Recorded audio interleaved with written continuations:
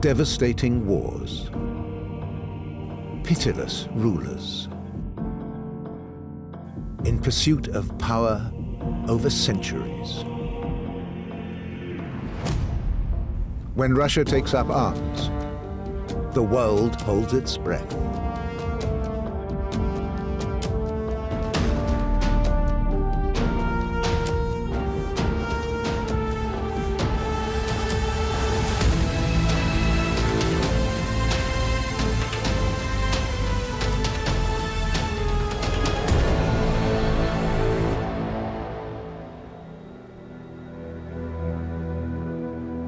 The endless expanse of Russia. In the 16th century, the Tsars' empire is still young. After defeating the Mongol nomads, it expands further eastwards, beyond the borders of Europe. Russian Cossacks subdue the people of Siberia. By the end of the 17th century, Russia stretches all the way to the Pacific. Seen from Europe, Russia is a rather insignificant peripheral empire. Inward-looking, with few contacts with the rest of the continent.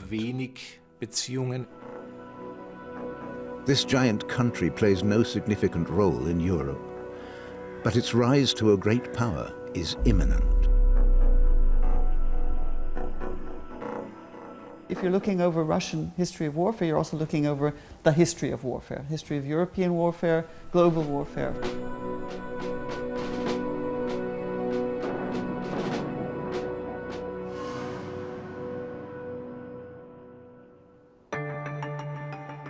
The Kremlin, Moscow, the center of Russian power. In 1682, Peter Romanov has himself crowned Tsar. History will know him as Peter the Great. Pictures give him a certain sort of solid grandeur, while in fact he had a twitch, he had fits, he was extremely hyperactive, kinetic almost. At 2 meters tall, he towers over his contemporaries, and he rules his country with an iron fist. He was probably the most talented man ever to be Tsar or ruler of Russia. He had those brilliant qualities that every politician needs. He had a vision of what he wanted to do. He had the acumen, the ability to actually do it. And he had the resources to achieve what he wanted to. Everything about him was extraordinary. Well, he's Peter the Great. He is considered, I mean, he was not the first Russian emperor, but he is considered the Russian emperor. Putin himself recently, and not even so recently, compared himself to Peter the Great. Tsar Peter wants to modernize his country. He takes an early interest in military and naval affairs. His conflict with the Ottoman Empire culminates in his first war. His goal? To take the fortress of Azov east of Crimea, still strategically significant today. The campaign to take the fortress of Azov is a very important trial run for Peter. He's testing himself, his own strategic military capabilities, and the options that he has worked out for himself. The first attempt to take the fortress from the land side fails, so Peter builds a fleet and blockades Azov from the sea. It works. In 1696, the Ottoman fortress falls. It's Peter's first significant victory. That was the really new thing under Peter I. He saw the Russian Empire as a maritime power too, that could and must defend its interests and frontiers at sea. Prior to that, it hadn't had a fleet. Peter is fascinated by the West, its culture and its modern technology. He decides to travel to Western Europe to seek know-how that will benefit his empire. As Peter Mikhailyov, he finds work in a shipyard in Holland, to learn all he can about shipbuilding.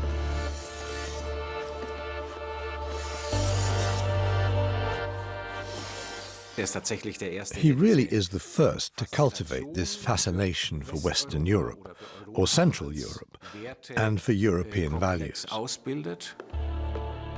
And he's starting a tradition that extends through the Tsarist Empire and the Soviet Union to contemporary Russia. If you follow Russian media today, watch Russian talk shows, one of the most frequently repeated lines is, "We are Europe." That goes without saying. And that idea goes back to Peter and still holds today. Peter wants to play in the concert of European powers. He also wants access to the open sea. In the year 1700, Peter declares war on the great power of Sweden. It controls the land between Russia and the Baltic Sea. Peter wants to break that dominance. In the autumn, Russian troops march on Narva. It's the beginning of the Great Northern War. But at the end of October, the ground has already frozen hard, making it difficult to dig trenches. And Russian gunpowder is substandard. After a heavy snowfall, the Swedish army breaks through the Russian defense line. It's a painful defeat for the Tsar.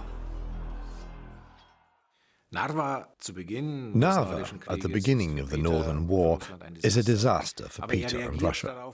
But he reacts in the same way that he has reacted to everything else in his life so far. When something doesn't work, he sits down, thinks it over, and works out how the situation can be bent to his will. He reforms the army. He reforms its command structure. He begins to understand that superiority in numbers is becoming less and less significant, and that modern military technology is more and more important. He does everything he can to modernize the Russian army. And to make it bigger. The Tsar raises more and more recruits. Bells are taken from the churches and smelted into cannon. An early form of total mobilization. In the summer of 1701, Peter launches another offensive. He conquers large parts of Livonia and Estonia, loyal allies of Sweden. This is a scorched-earth campaign. Russian troops burn towns and villages, plunder storehouses, ravage the fields. Nothing must be left to the enemy. The scorched earth policy was a precisely planned strategy to make it clear to the Swedes and the population of the Baltic, the elites, that Peter possessed the military power he needed to take control of the Baltic. It's a tactic that damages Russia's reputation.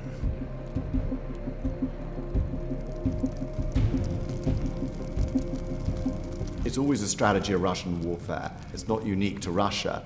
And it's easy to paint the Russians as complete barbarians at this time. But in fact, all armies were pretty chaotically supplied. But the Russians took it to another degree. I mean, there was a civilized code of warfare in the West. Peter the Great never subscribed to that. And repeatedly, he showed incredible ruthlessness at crushing opposition. To gain access to the sea, Peter captures the fortress of Nyenskans, near the mouth of the river Neva in the Gulf of Finland. He burns down the whole complex. Close by, in the middle of the Neva Delta, he builds a new fortress.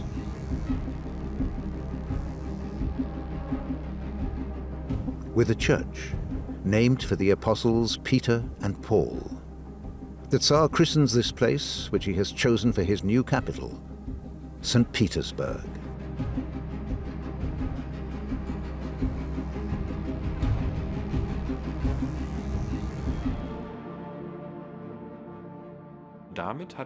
So in the Northern War, which will go on till 1721, Tsar Peter won his first foothold on the Baltic Sea. But the Swedish king is not ready to give up. He launches a counter-offensive with a well-equipped army, 40,000 strong. The Russians make tactical withdrawals and carry out guerrilla attacks on the enemy's supply lines. Wherever the Swedes advance, they find no food for the army. Soon, hunger, disease, and cold are decimating the Swedish forces. Summer 1709 sees the decisive battle over Ukraine's Poltava fortress. The Swedish army now has only 22,000 soldiers, the Russians 42,000.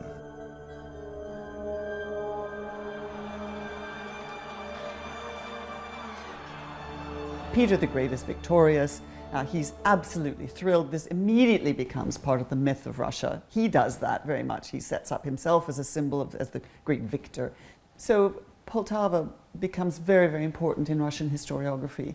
And it really is a very important turning point in the history of Europe, after all, because this is the moment that Russia really defeats the Swedes in the Baltic. And this is actually the moment that Russia becomes a great empire. From now on, Russia is a European great power. St. Petersburg is its new capital in the west, and by conquering the Baltic, it has gained ice-free access to the sea, the ideal basis for the further expansion of the empire.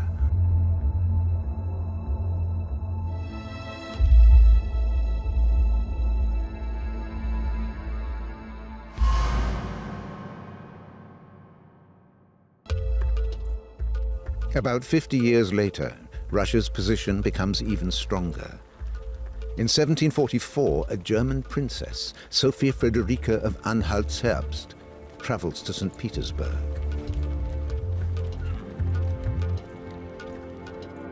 She's betrothed to Peter III, heir to the Russian throne, a grandson of Peter the Great. But first, Sophie takes a Russian name, Ekaterina. The couple have little in common. The heir to the throne seems infantile and has no interest in his bride. He would rather play with his tin soldiers. Die beiden haben überhaupt nicht zueinander gepasst, was an Their characters, interests, and goals were completely incompatible. ein Teil Part of this was undoubtedly down to the ability and ambition of the young princess. Ehrgeiz der jungen anhaltinischen Prinzessin. From the very start, she was determined to be more than just some married-in princess stuck in a back room. Prinzessin im Hinterzimmer zu sein.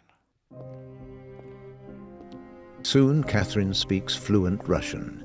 She absorbs Russia's traditions and ways of doing things. That makes her popular with the people. She's educated, clever, and emancipated. She's got this connection with the West, with Germany, but with much of the history of Western Europe or Central Europe. And she brings some of those values and ideas to play in her transformation of Russia. She understands what makes the Netherlands great, what makes France great, what makes England great, what makes a great empire, the Spanish. She's learned all that stuff, and she says, okay, I'm going to translate some of this knowledge into what I can do for Russia. Catherine isn't reluctant to get involved in conspiracy and political murder. When Peter becomes Tsar in 1762, Catherine plots a risky plan with her lover, Grigory Orlov. She gets the Imperial Guard on her side and deposes Peter, who shortly thereafter dies in mysterious circumstances.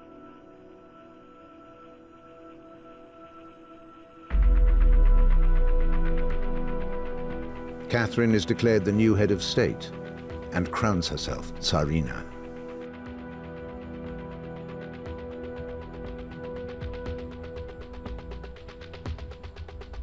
The way is now clear to mold Russia after her own ideas. She wanted to complete the work of Peter the Great. And in fact, every ruler since Peter the Great wanted to emulate him. Every Tsar, every general secretary, every president of independent Russia wanted to be Peter the Great, wants to command in warfare. And few of them have the ability to do so. In Catherine's time, Russia is an agrarian country. Around 90% of the population are peasant farmers. Serfs on the estates of aristocrats, they can be conscripted to fight for the Tsar. The rulers can raise an army whenever they want. Catherine would like to abolish serfdom, but she can't get her way against the nobles, and a large, powerful army will help her achieve her aims. She plans to expand the empire southwards.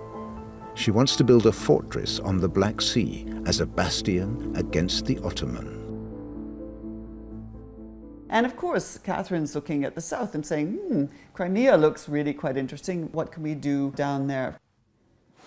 The overall aim toward the Black Sea is to get control over the Black Sea, starting with Azov, but then of course the Crimea, and then with luck to be able to get control over Constantinople, or at least be able to control shipping that goes in and out of the Black Sea.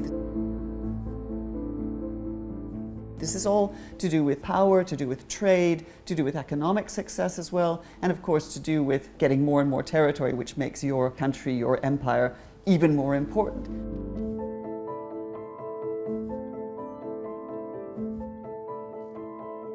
In context of today, of course, getting Crimea is very important. Catherine's forces move south. The Russian Baltic Fleet undertakes the long voyage to the Aegean Sea. Here, in a battle in 1770, most of the Ottoman fleet is destroyed. And finally, in 1783, the Crimea, the jewel in the crown, is annexed. Both for its geostrategic significance dominating the Black Sea and in the mental map of the Russian elite, the Crimea is the pearl of the empire. The elite and the imperial family too start building summer residences there. New cities are founded, like Odessa and Sevastopol, as ports for Russia's Black Sea fleet. Catherine now holds the gateway to the Black Sea and the North Caucasus. Her lover and companion, Marshal Potyomkin, starts a major project of colonization and Russification of today's southern Ukraine. He brings in thousands of settlers and christens the region Novorossiya, New Russia, in a prestige project. They say he faked the progress of developments for the Tsarina's visit by constructing settlements that were no more than painted facades, so-called Potyomkin villages. The Potyomkin villages existed. They were there to give an impression of the first fruits of the long-term policy of colonization.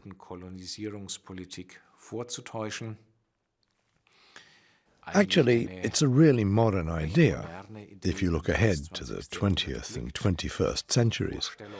The idea of spreading fake news to get people on your side, to impress them.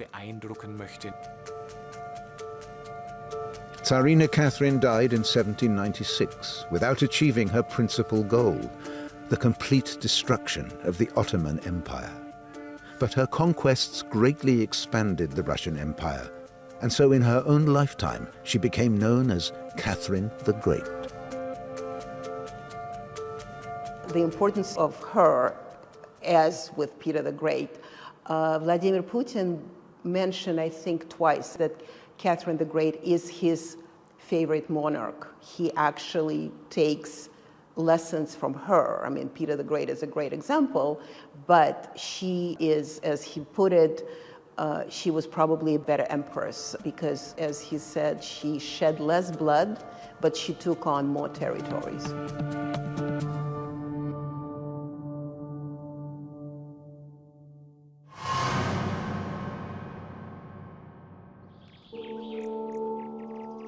At the start of the 19th century, Napoleon Bonaparte has Europe in his grip.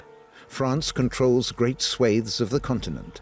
It has an alliance with Russia, but there are tensions between Napoleon and the Russian Tsar, Alexander I.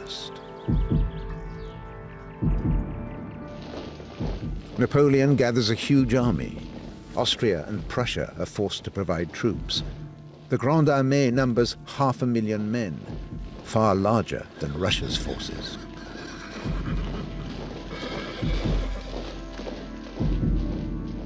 Napoleon's invasion of Russia was one of those crazy, maniacal, and stupid moves in history. I mean, you can chalk it up to really, really dumb. So he's really got a treaty with Russia. It looks as if he can actually, be fine. But he gets it into his mind that the Russians are going to come against France, come against him, so let's launch a preemptive strike. The plan is to mount a high-speed campaign, followed by a single decisive battle to win the war. On June the 24th, 1812, the Grande Armée crosses Russia's border at the river Meme. But Russian forces withdraw into the wide expanses, once again leaving behind scorched earth. Without supplies, Napoleon's troops begin to starve. Russian tactics are successful. More or less without combat, the Grande Armée is shrinking. Napoleon's idea was to advance deep into the Russian Empire, all the way to its heart, Moscow, to take Moscow. And he expected that, as in his other European campaigns, he would not only be offered the keys to the city, Russia's ancient capital, but also that a peace offering would follow.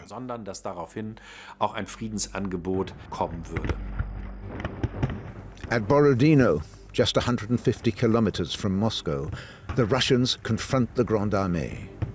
Napoleon wins a victory, but Russia fights stubbornly, with no concern for losses. The Grande Armée suffers almost 30,000 dead or wounded. The Russians lose around 40,000 men in one of the 19th century's bloodiest battles. Borodino was the most intense butchery, the most intense massacre in a battle until the first day of the Battle of the Somme in 1916. It was absolutely a brutal stalemate in which the Russian and French armies just blew each other to smithereens at very close quarters for a whole day. Napoleon's forces enter Moscow with no further fighting, but the evening of their arrival, the city is in flames. Once again, it's the Russians' scorched earth policy, denying the invaders any means of supplying themselves. Napoleon could only look on. Not only did the governor of Moscow set fire to the city, but no delegation came to meet him to negotiate.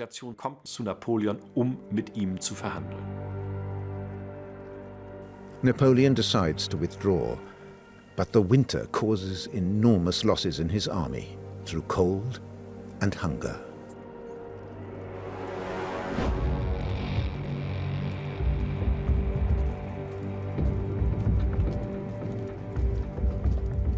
The battle for the river Beresina is the fatal blow for the Grande Armée. By the end, just 18,000 of the original 450,000 are still alive.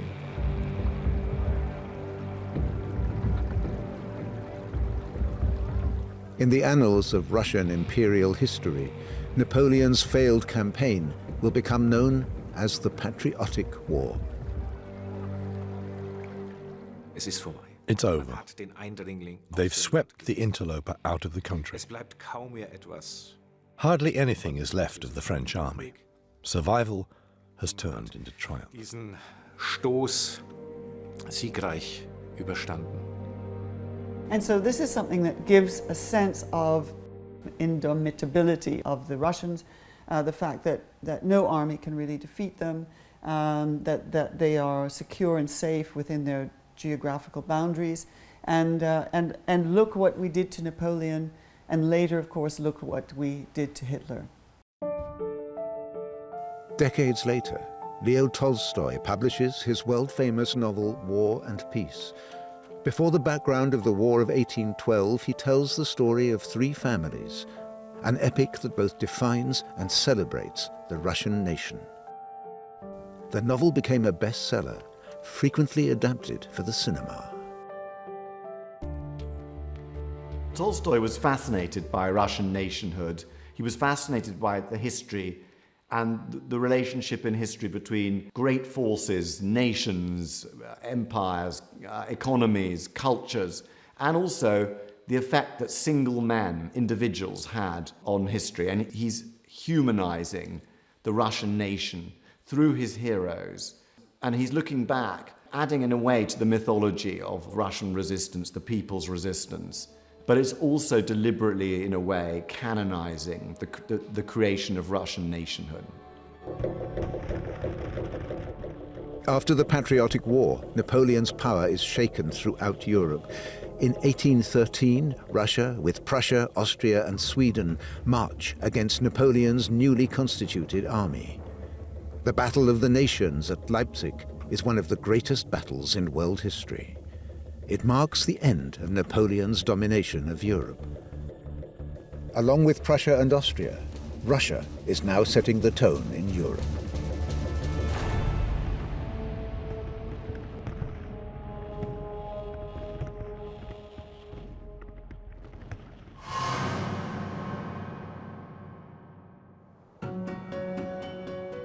Since the time of Peter the Great, Russian Tsars expanded their empire at sea. In the first half of the 19th century, Sevastopol in the Crimea becomes the most modern naval base of its time. Sevastopol became one of the incredibly proud, heroic city for Russia. And that's partly why Sevastopol in the Crimea is so important today to Putin.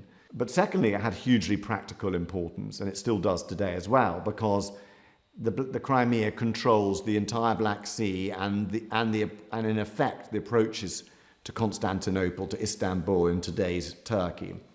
As Russia became the breadbasket of the world, of Europe, growing much of the grain that was exported in the 19th century through Odessa, then Crimea and its navy were the guards, the sentinels of that trade. There's one last obstacle between the Russian navy and the world's oceans. In 1850, the Ottomans still controlled the bottleneck of the Bosphorus and the Dardanelles. Russia's Tsar sees the Bosphorus as the keys to his house.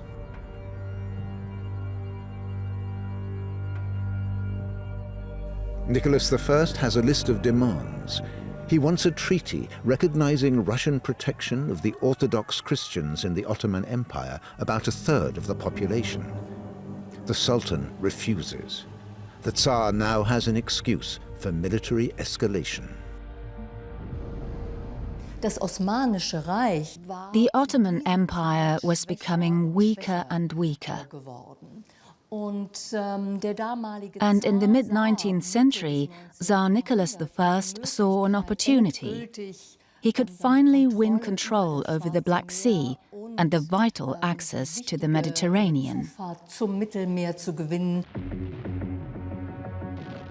In autumn 1853, the Russian Black Sea Fleet attacks the Ottoman port of Sinope, setting all the enemy ships on fire. 3,000 Ottoman sailors perish in a matter of hours. Just one enemy ship can flee to Constantinople. But the battle at Sinope changes opinions in France and Britain.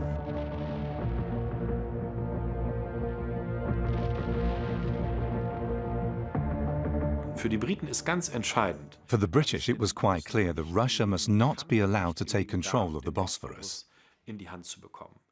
The British and the British fleet had a huge interest in keeping the Dardanelles open, both for naval forces and also for British merchant ships, which played a dominant role in wheat exports, for example, out of Odessa. England and France support the Ottoman Empire and declare war against Russia. They seek a long-term reduction of Russian power in the Black Sea. The plan is to take and destroy Sevastopol.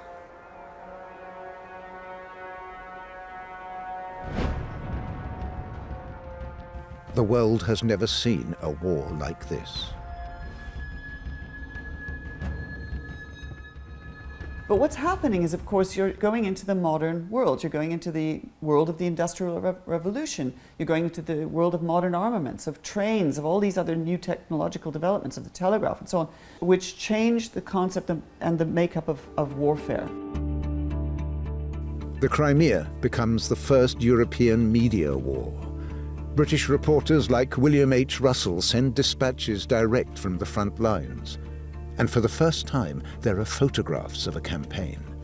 Because of the long exposure times, military action can't be shown, but the photos still give a brand new insight into war.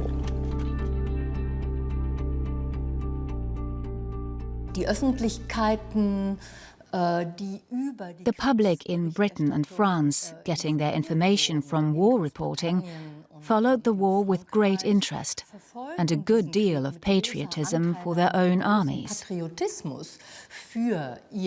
But they were also shown the reality of trench and siege warfare.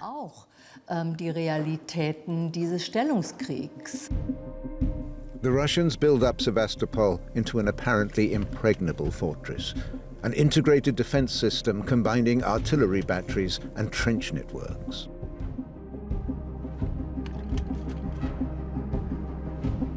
Industrialization makes the Crimean War a conflict of technology with new and deadly weapons.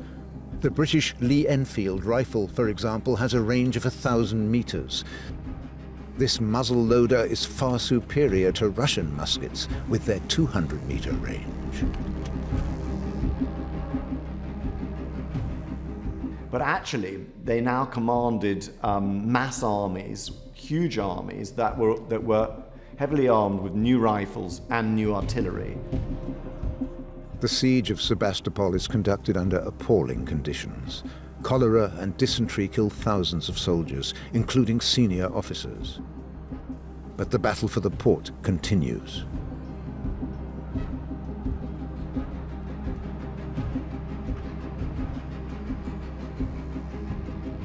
The young Leo Tolstoy volunteers to defend the city. In his Sevastopol sketches, he writes, Above their heads was the lofty, starry sky, across which flashed the fiery streaks of artillery shells.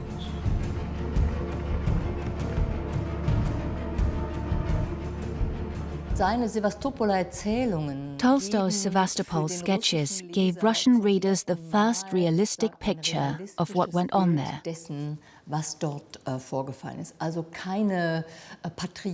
It was no exaggeratedly patriotic, romanticizing portrait of Russian heroism, of soldiers happy to throw themselves into battle and sacrifice themselves. But rather, it showed the suffering, the groaning, the screaming and dying. The siege of Sebastopol lasts almost a year. Finally, after bitter fighting, French forces breach the defensive ring. The defeated Russians blow up their positions and leave the city. Sevastopol is reduced to rubble. In Russia, it becomes a symbol of Russian resistance. Leo Tolstoy writes, As they left Sevastopol, almost every soldier looked back, sighing, inexpressible bitterness in his heart, and shaking his fist at the enemy.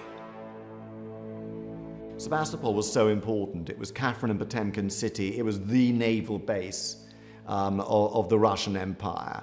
And it still has that prestige today. Hence, Putin was so keen to, the Crimea for Putin is Sevastopol. For the time being, the end of the war halts Russia's plans for expansion.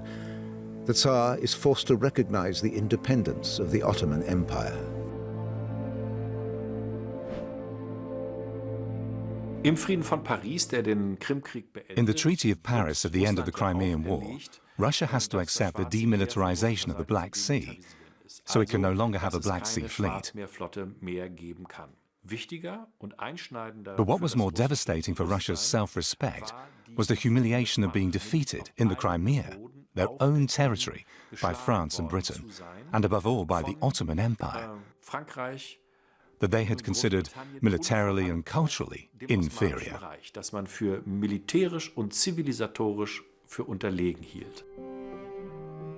The Crimean War may have marked the birth of modern sanitation. But by the time it was over, an estimated 70,000 Russian soldiers and 90,000 British and French had lost their lives. Because of the new technology and high losses, the Crimean War is considered the first modern war.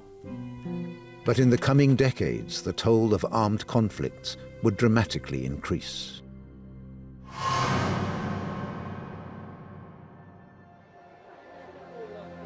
At the end of the 19th century, Tsar Nicholas II ascends to the throne. Imperialism is reaching its peak. Unlike other European great powers, Russia has no overseas colonies, but it has Central Asia. The Tsar rules the largest continuous landmass on Earth, and he wants to extend his empire, especially in the Far East.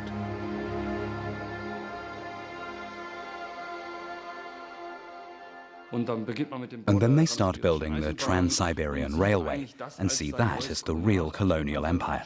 Other states, the British, the French, the Germans, start taking over Africa. The Russians, so to speak, see their Africa in Asia. The Tsar occupies Manchuria and leases Port Arthur from China. It is to be the main base for Russia's Pacific Fleet. Korea, too, has opened its borders to Russian troops and is trading with Russia. Japan views Russian expansion as a threat. What Nicholas II didn't understand was that there was a dynamic new power in the East, Japan, that with British know-how, British naval know-how, and the latest weaponry and technology was more than a match for the Russians. And that clash was to be disastrous for the Russians. In February 1904, the Japanese fleet attacks Russian ships at Port Arthur with torpedoes, unleashing the Russo-Japanese War.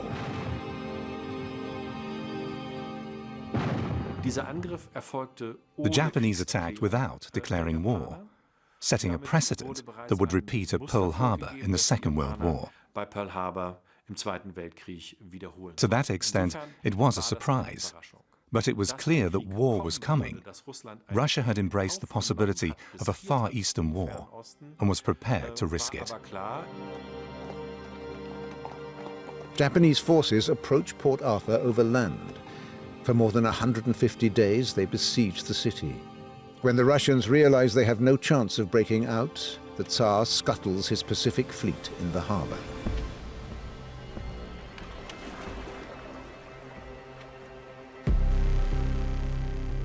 Then, the diverted Russian Baltic fleet is tracked down by the Japanese and almost entirely destroyed.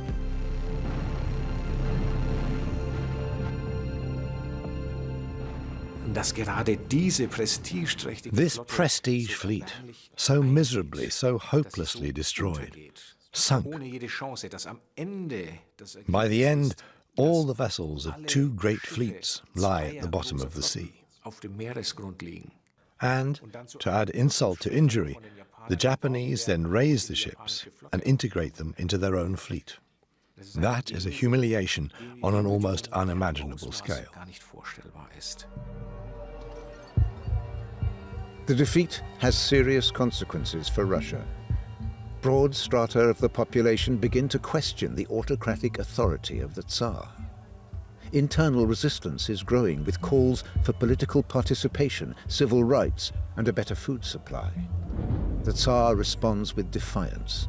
His troops fire on demonstrators.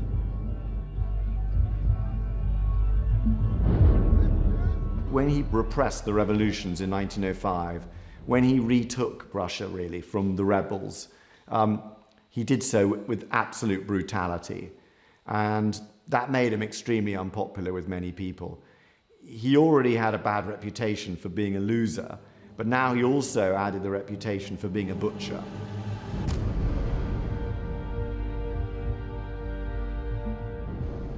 Die besondere Verständnislosigkeit des russischen Kaisers, The Tsar's basic failure to understand is underlined by the fact that he showed not the slightest regret or remorse.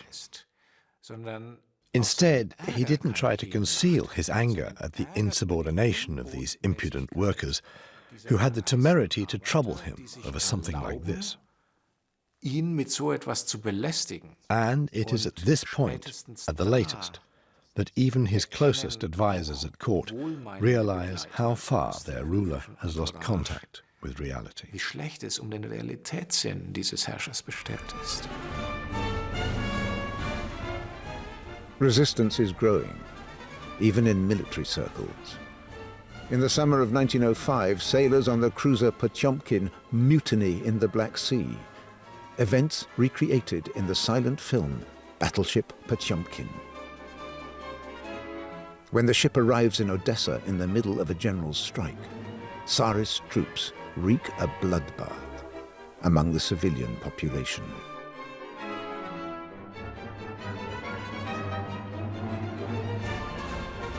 Diese Meuterei, die im Nachleben Subsequently, of course, this mutiny won special prominence through Sergei Eisenstein's masterful film. The mutiny, the Workers' March in January, the Peasants' Uprisings, all that together worked to create the impression that things couldn't go on like this. dass es so nicht weitergehen kann. As the pressure on the streets grows, the Tsar seems to give in. In his October manifesto in 1905, the Tsar promises civil rights and an elected legislative assembly, the Duma. Das, was Nikolaus selbst von dieser Duma hielt, We can see what Tsar Nicholas thought of the Duma by the fact that he never visited it. selbst nie die Duma besuchte. But in April 1906, when it first met, he summoned the Duma to the throne room at the Winter Palace. And he addressed them from the throne and told them what they could and couldn't do. Und ihnen zu sagen, was sie nun zu tun und zu lassen hätten. The 1905 revolution fails. Conservative and nationalist circles around the Tsar block real reform.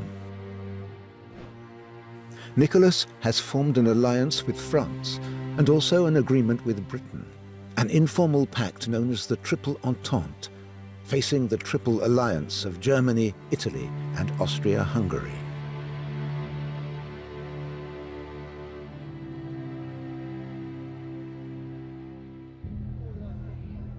June the 28th, 1914, a fateful day for Europe. The heir to the Austrian throne, Franz Ferdinand, and his wife are on an official visit to the Bosnian capital, Sarajevo. They are assassinated in their open car by a young Bosnian Serb.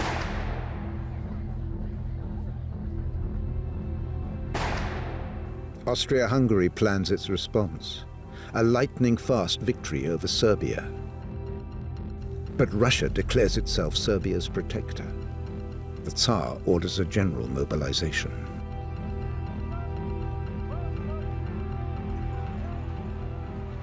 We historians have argued for a century how to explain the outbreak of the First World War, and we still haven't got an explanation everyone can agree on. So it seems to be very complex. My own conclusion is that all of the great powers, there were 5 of them, could have prevented the war. And to a different extent, all of them bear responsibility for the outbreak of war, including Russia. After all, the Russians were prepared to risk a great war over Serbia, and the same was true of the Austrians and the Germans, and finally also the French and British. In the First World War, Russia fights alongside its allies, France and Britain, against Germany and Austria. The Tsar's army is the world's largest. But his troops are badly trained and poorly equipped, and the command structure is outdated.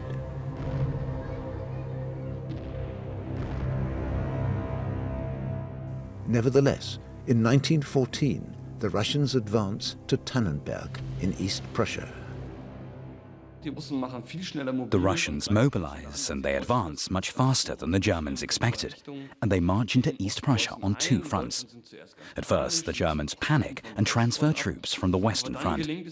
But then superior German tactics encircle and destroy one of the two Russian armies at Tannenberg, taking more than 90,000 prisoners.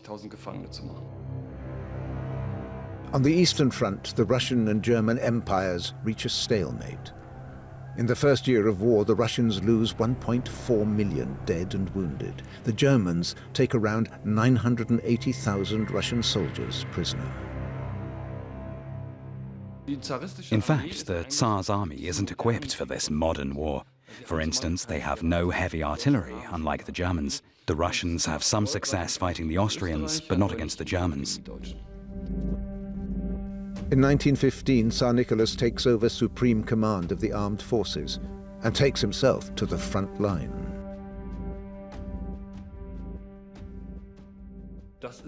That was certainly a bad idea. His generals advised against it because Nicholas had no military experience. Some sovereigns have been effective war leaders, but he wasn't one of them. Then he did let the generals have their way, but he had to take the blame for Russian defeats. By the beginning of 1917, with the morale of the troops at rock bottom, Russia is a tinderbox. The lack of reform and food shortages at home are stoking resentment against the Tsar's regime. There are almost daily mass protests, hunger marches, and strikes.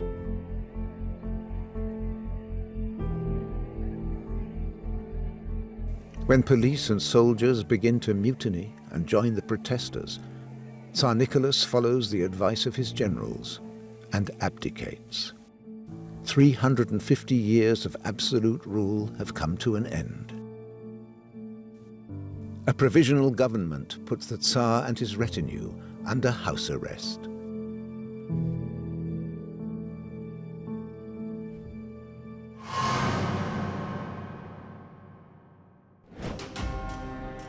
The crisis grows. In April 1917, Vladimir Ilyich Lenin returns to St. Petersburg from exile in Switzerland. The leader of the Bolsheviks urges the takeover of the country by workers, soldiers, and peasants. And he promised the three things that the Russians most wanted: bread, land, and peace. He positions himself openly against the provisional government. Now we have chaos, crisis, complete revolution. The Tsar has been overthrown. That was unimaginable. Lenin must privately have admitted that he could never believe that possible. And now he has the chance to act. The real strategist of revolution is Leon Trotsky. In October 1917, he sets up a military organization, the Military Revolutionary Committee, the MRK. Right across the country, Bolsheviks seize power violently.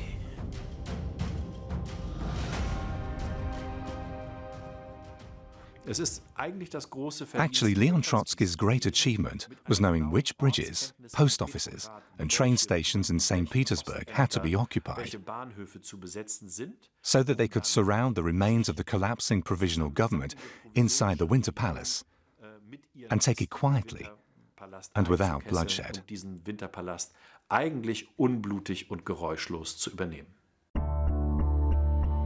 After the revolution, Lenin and Trotsky must consolidate their power over the whole country as quickly as possible.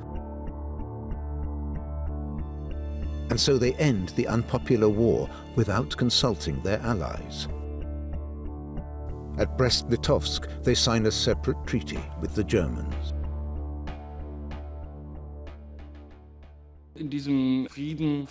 With this treaty, Russia loses everything it has gained since Peter the Great. They lose all the non-Russian parts of the empire. They're forced back to the core of purely Russian territory. And of course, all this is a terrible defeat for Russia. Losing their European lands means losing a very large amount of industry and a big part of their population. And the Bolsheviks are clear that they're doing this because their priority is to win the civil war. But this is a peace they won't accept in the long run. In the coming years, Russia's new rulers will do all they can to reverse these losses. But first, they have to fight for power inside the country.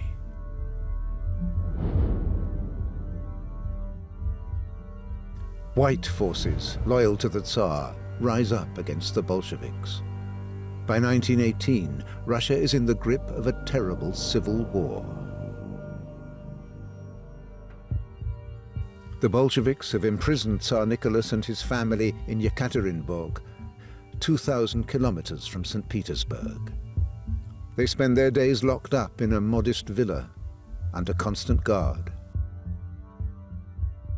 Nicholas had already been overthrown, he'd lost power, he was discredited politically, but in an autocratic system, the Tsar, the autocrat, always had the potential to return.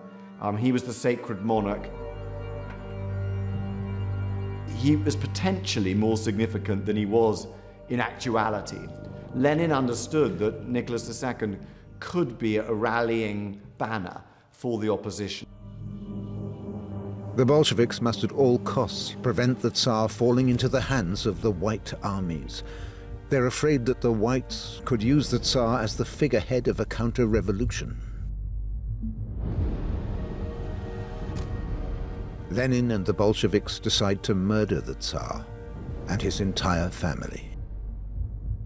He wasn't a great Tsar, but because he was killed, he became a martyr. I think it was important for world history in a sense that it showed, not that we needed more evidence, but it showed the brutality of the new incoming Soviet state, the state of dictatorship of proletariat.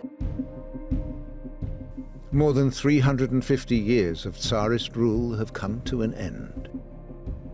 In the wake of the Civil War, a new Russian empire rises that will become a global power.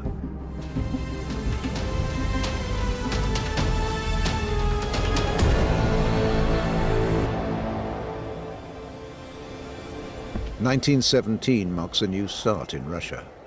In the October Revolution, Lenin and the Bolsheviks have violently seized power. But the situation is chaotic. The country descends into civil war. Great parts of this giant empire are in the hands of the Bolsheviks' enemies. White forces loyal to the Tsar, nationalists and separatists, now threaten the victory of the revolution.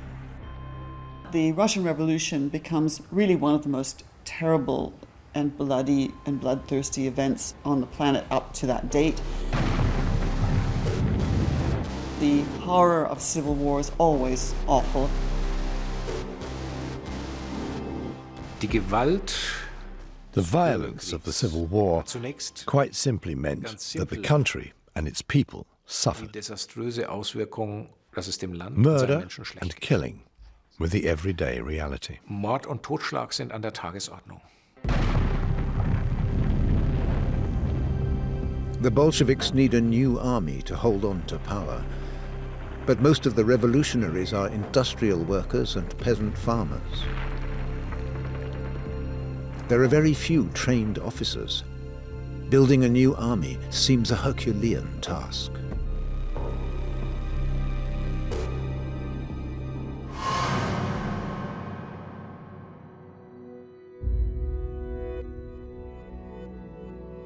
And it falls to a civilian to turn the revolutionaries into an effective army.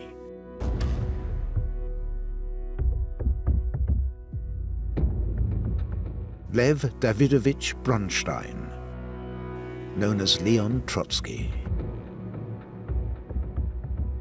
Trotsky was good-looking, handsome, vain, flamboyant, and loquacious, but very bad at making friends, and actually didn't bother to cultivate a party. He just thought he was a genius and he would win everything. He'd spent his life as an orator and a journalist. He was an extremely good writer, but it turned out he was also an extremely good strategist. Trotsky is a key member of the revolutionary inner circle. In 1918, he's appointed the People's Commissar for War and begins to build up the Red Army. Trotsky, it turned out, was an extremely talented military commander. And as Napoleon said, war and prostitution are two professions that are often done better by amateurs than by professionals. In building the Red Army, Trotsky soon ditches revolutionary ideas. Instead of recruiting mainly volunteers, workers and peasants, he integrates nearly 50,000 officers and 215,000 NCOs from the Tsars army to be the backbone of the new Red Army. Trotsky's success in building up the Red Army was based on principles he would have rejected as anti-socialist just 5 years before. Drastic measures and iron discipline. Never mind a workers' army of volunteers. He created an army that relied, as armies always had, on iron discipline. Perhaps with the one difference that the discipline here was much harsher. Trotsky relies on unquestioning obedience and brutality. He introduces the death penalty. Political commissars are to execute any soldiers who try to retreat.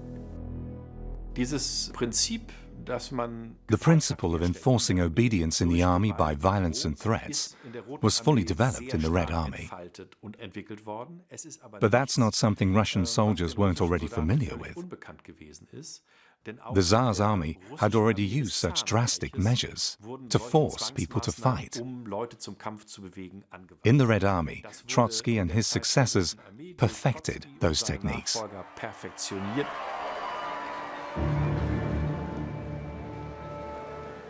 The Red Army grows at a furious pace. Founded in 1918, by 1919 it already numbers 1.5 million men. By 1920, there are 5 million Red Army soldiers. The most modern weaponry is deployed in the Civil War. Machine guns, rapid-fire artillery, armored trains and armored cars. Aircraft, too, play an important role. You could say that was Trotsky's great skill, seeing what forms of combat, what weapons made an army most effective.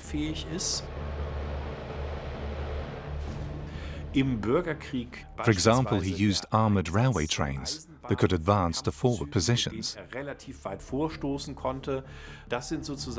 Those are the kinds of ideas he introduced, with a form of professionalism completely unexpected in someone who had never served in the military.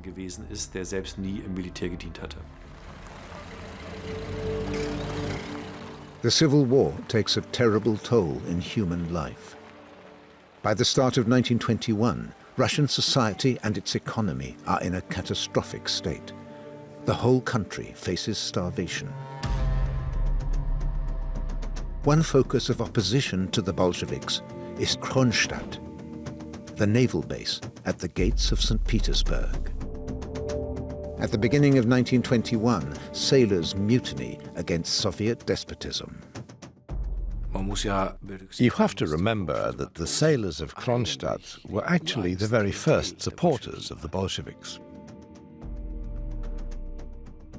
But when Moscow gets wind of events in Kronstadt that don't fit with the Bolsheviks' plans, none of that matters anymore. Spielt das alles keine Rolle mehr. 50,000 Red Army troops crush the uprising in a merciless and savage campaign. Survivors face summary execution. Nothing must be allowed to get in the way of the Bolsheviks' hold on power. In 1921, the Red Army finally defeats Tsarist forces in Crimea. Azerbaijan, Armenia, and Georgia fall to the Red Army too. The Civil War is over. 1922 marks the birth of the USSR, the Union of Soviet Socialist Republics. This gigantic empire covers more than 22 million square kilometers, a sixth of the Earth's surface. But the toll in human life is high. Up to 10 million people die in the Russian Civil War, in combat, through political purges and starvation. About 2 million are forced into exile. The Bolsheviks had come to power believing in terror. They believed in the restructuring of society using violence. They were also organized in a sort of vanguard, in a very hierarchical, organized manner, which was actually very well suited to controlling Russia. With the founding of the Soviet Union, Lenin has achieved his goal. He becomes the first head of government of this newly created country. For him, the terror since the revolution is the price to be paid for the victory of the proletariat. Well, if you actually look at the history of the Bolsheviks from the very beginning, Lenin is a mass murderer, I mean, is a despicable character, and starts this scale of this escalation and scale of violence that carries throughout the whole Soviet regime. It becomes part of the DNA of the Soviet system. But in 1922, the founding year of the Soviet Union, Lenin suffers a stroke. 2 years later, after a further series of strokes, he dies. Behind the scenes, there's a vicious struggle over the succession. Besides Leon Trotsky, Joseph Stalin is also determined to inherit Lenin's mantle.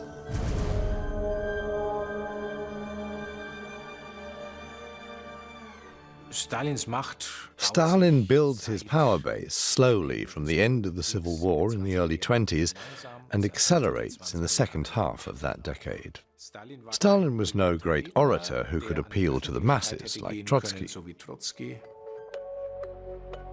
For Trotsky, the Soviet Union is just the beginning. He wants global revolution.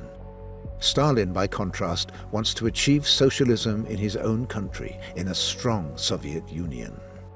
There's often a suggestion that Stalin was just, say, a crafty, ruthless yokel. Not so. He was highly intelligent. Trotsky had made himself a target for everyone. He'd attacked everyone and always knew better. He'd made himself unpopular. Stalin, by contrast, worked in the background, creating a giant network of people who became so dependent on him, he ended up able to do whatever he liked with them. That was his kind of political intelligence.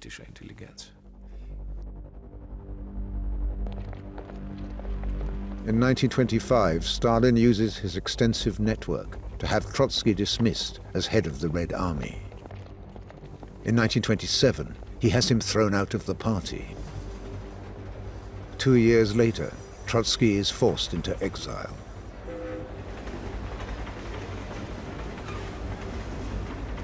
Stalin is in sole control, working to consolidate his power against all possible challenges.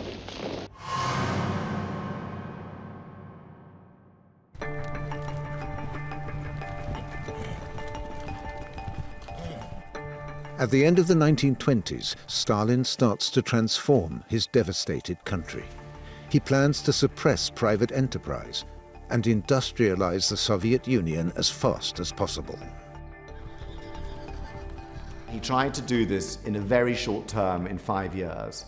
To fund it, to fund the American technology, most of the technology came from the United States and Germany, of course, he paid for it with grain. And to do that, he had to send the grain abroad.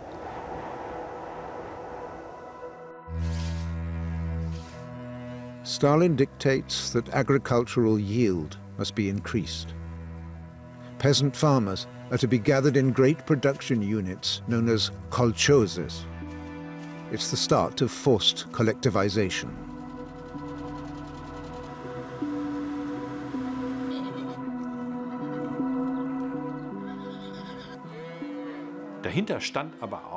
Stalin had the suspicion, and he was right, that the peasants weren't at all convinced by the new system. They were opposed to it and were blocking it. And this stubbornness was to be broken by collectivization, broken by force. Stalin declares war on his own people. Peasant farmers who refuse to be collectivized face drastic punishments, 5 to 10 years in the notorious prison camps of the Gulag. But the effects of forced collectivization are catastrophic. There are fewer and fewer farmers to work the fields, and fewer fields. The yield of the harvests shrinks. To make matters worse, each village now has to pay a tax in grain that leaves them with almost nothing to eat. In 1932 and 33, there is a massive famine in every wheat-producing region of the Soviet Union. The horror is that these millions of people are deliberately starved to death as the production from their farms, of their agricultural production, is simply stolen from them. And so, of course, this is a traumatic event, and it's a traumatic event in world history.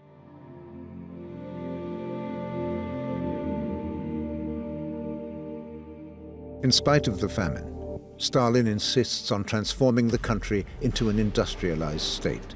It doesn't matter who suffers. No one and nothing must stand in the way. The export of grain continues. In 1931, the Soviet Union exports 5.2 million tons of grain. In the famine year of 1933, 1.7 million tons are still exported to Europe and the United States. Ukraine is especially hard hit by the resulting famine. Ukraine is an extremely fertile agricultural land. There's a high proportion of peasant farmers in the population. And that's obviously why such a disproportionate number of Ukrainians became victims of the famine.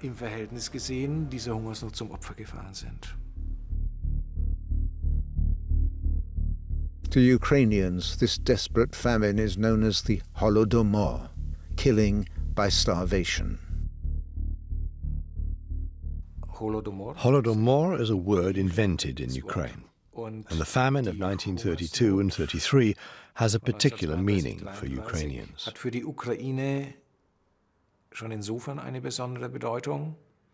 Of the approximately 7 million victims of the famine, about half died in Ukraine.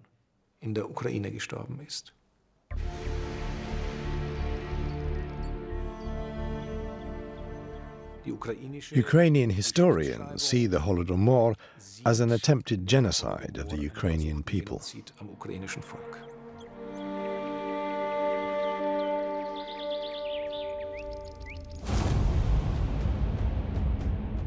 While the population starves, the Soviet Union continues to rearm.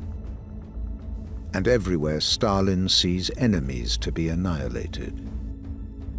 From the mid-1930s, a wave of terror strikes every part of society. This is the time of the Great Terror. Stalin's Great Terror was one of the most extraordinary political events of the 20th century.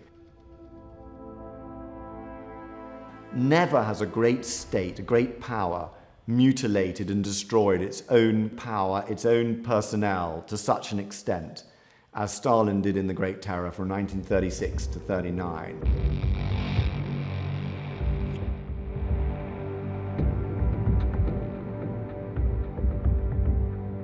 But his idea was, first of all, better to kill 10 innocent men than to let one spy escape. And by spy, he meant not someone who was actually betraying the country, but someone who might one day think about betraying the country. The dreaded secret political police crack down ruthlessly. Those under suspicion for any reason fall into the hands of its agents. They face show trials with verdicts decided in advance.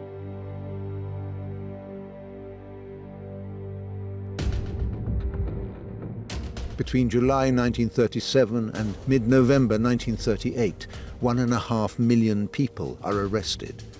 700,000 are executed.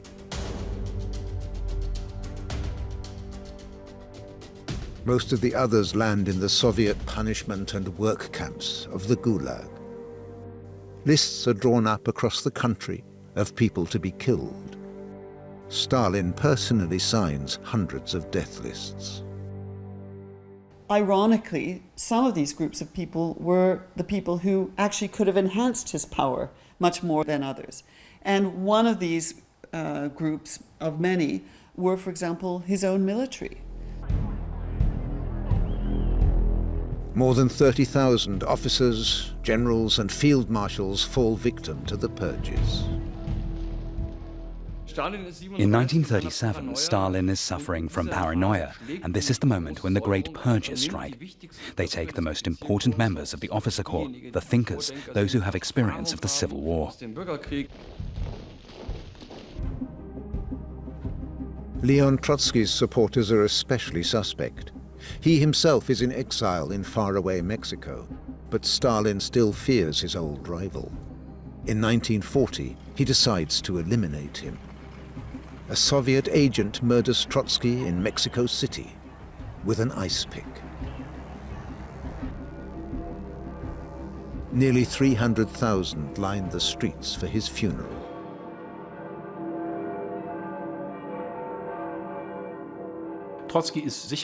Trotsky certainly doesn't deserve to be admired.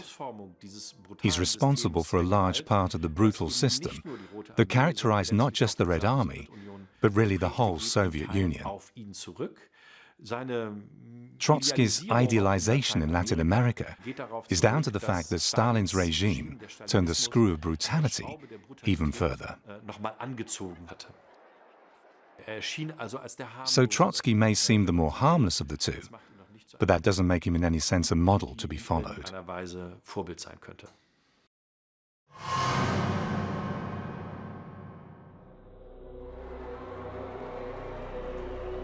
On paper, the Soviet Union is a federation of equal partners.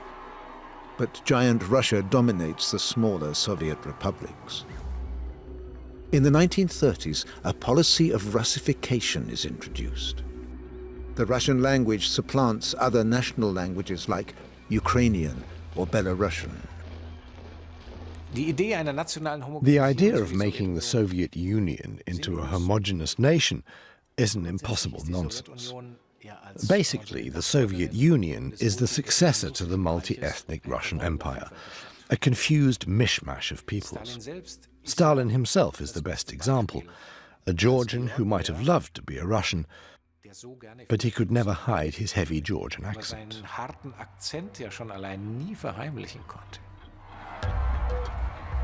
But Stalin is still suspicious of his empire's ethnic minorities. One of the great fears was that Ukrainians, Poles, Georgians, Armenians would seek national independence or national autonomy from the center. And therefore, in 1937, he launched the national operations to literally kill, by quota, vast numbers of any of the national ethnic minorities. Soviet citizens of Polish origin are among the countless victims of the national operations. Around 100,000 die in a campaign of mass murder. Stalin is too afraid they could subvert the system.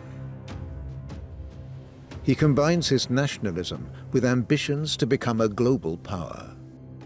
An important milestone is the Nazi-Soviet Non-Aggression Pact of August 1939. Soviet Foreign Minister Molotov and his German counterpart von Ribbentrop sign the so-called Hitler-Stalin Pact in Moscow.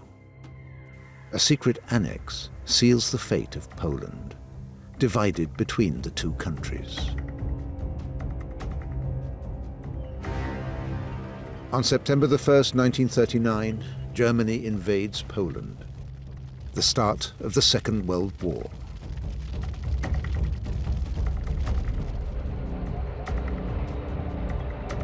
Two weeks later, the Red Army marches into Poland from the east. German and Russian troops stage a joint military parade in Brest-Litovsk. But there's more in the Hitler-Stalin Pact than the division of Poland. In the secret annex, Finland was allocated to the Soviet Union's sphere of influence. So were the Baltic states of Estonia, Latvia, and Lithuania. Under massive pressure, the three Baltic states were forced to accept Soviet garrisons, the Red Army, on their soil. But the Finnish government rejected the same Soviet demand. At the end of November 1939, the Soviet Union invades Finland. It's an unequal struggle. The Red Army, attacking with heavy weapons, is far bigger than its Finnish adversary. The Russians were extremely arrogant. They were sure that the Finns would just simply collapse. And instead, the Finns resisted efficiently and with amazing courage, to the extent that they killed over 130,000 Soviet troops. This campaign, soon known as the Winter War, bears little similarity to conventional warfare. The Finns counter the mighty Soviet army with improvised, highly effective methods. The broad, sparsely populated landscapes favor guerrilla tactics, ambushes with small mobile units, and critical use of snipers.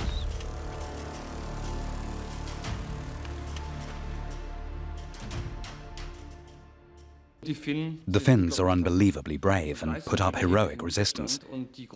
And the first assault by the Great Red Army fails to defeat Finland.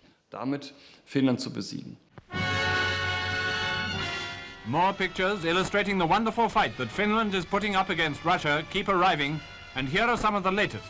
They show a Russian convoy after it had been trapped and put out of action by the Finns. It was a serious embarrassment for the Soviet Union. They didn't achieve their main goal. They couldn't manage to defeat Finland.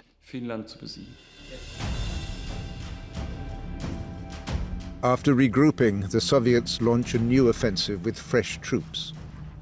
They finally break through Finnish lines in February 1940. But victory comes at a price. 130,000 Soviet troops are killed in the Winter War. Finnish casualties are 70,000 dead and wounded.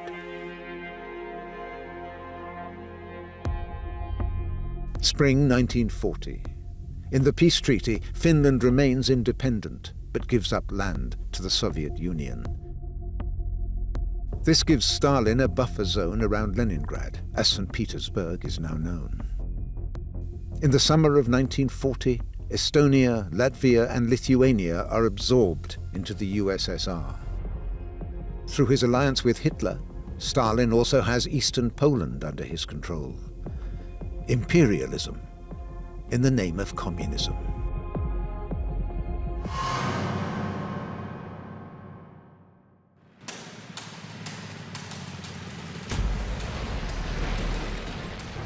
June the 22nd, 1941. German armies invade Russia. Hitler plans a war of annihilation, codenamed Operation Barbarossa.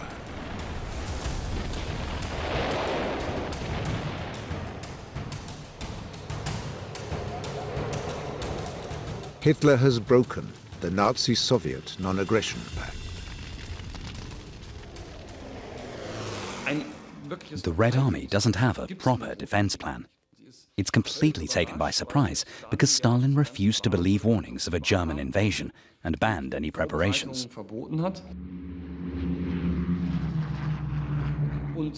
In the very first weeks, the Red Army suffered horrendous losses. By the end of 1941, the Red Army no longer existed in the form it had in June. Its soldiers were either dead or prisoners of war. Germany's surprise attack has apparently been entirely successful. Army groups North, Centre and South have split the invasion between them from the Baltic to the Black Sea. By the end of August, the Baltic, Belarus and large parts of Ukraine have been occupied.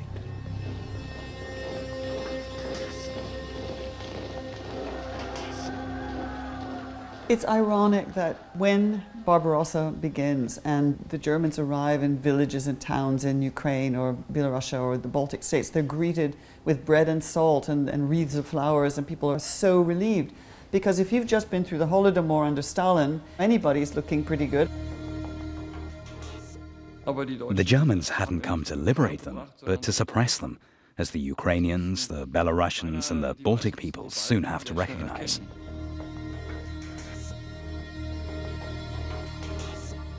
In this war of annihilation of Bolshevism, there are no more rules. It's a manhunt of Soviet soldiers, civilians, and above all, Jews. Hitler makes it very clear that his war in the East is not a war for territory, merely for territory. It's a racial war. It's a war of extermination. Vernichtungskrieg. It's a war that's going to completely change the ethnic map of Central and Eastern Europe.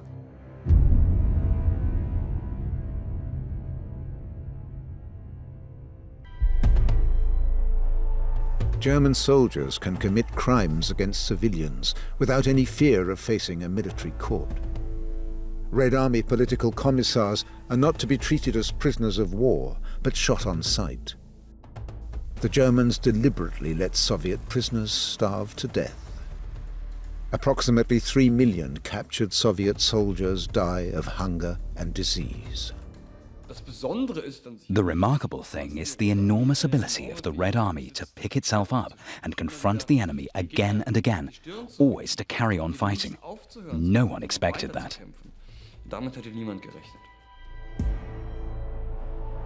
To raise public morale, the struggle against Hitler's Germany is dubbed the Great Patriotic War. The Soviet Union soon has 5 million soldiers under arms.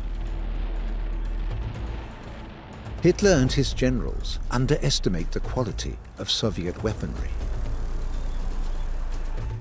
The appearance of the T-34 tank in the summer of 1941 is a huge shock. It's soon recognized as a formidable opponent.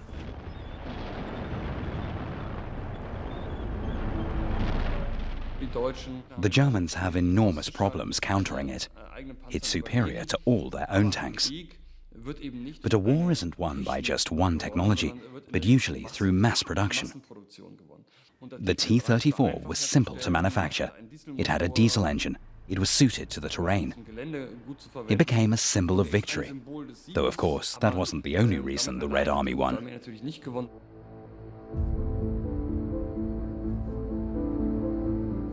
The Red Army also uses unorthodox methods.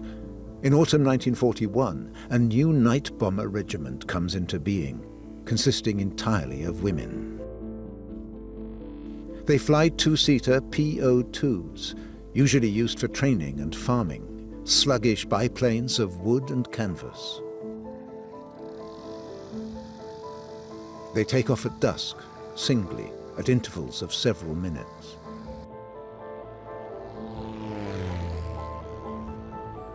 Close to the target, the pilots switch off their engines and glide in.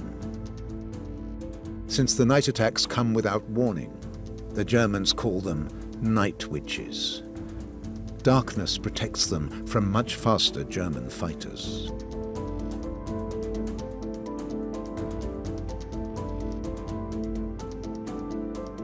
The pilots become Soviet stars. 23 become heroines of the Soviet Union. The decisive factor was the willingness of individual Soviet citizens to fight. They didn't just say, "I've had enough, I'm not fighting for Stalin." Probably very few of them were fighting for Stalin. They were fighting for their village, for their connection to their homeland. That was the decisive factor that stopped the Germans.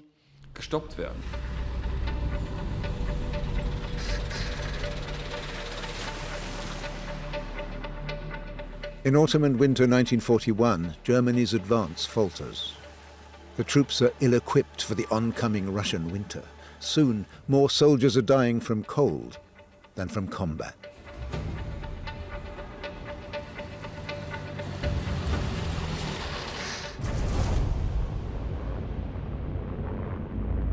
Meanwhile, the Soviet Union is moving more and more efficiently onto a war footing. Stalin delegates military decisions to his generals. One of them is Georgy Konstantinovich Zhukov.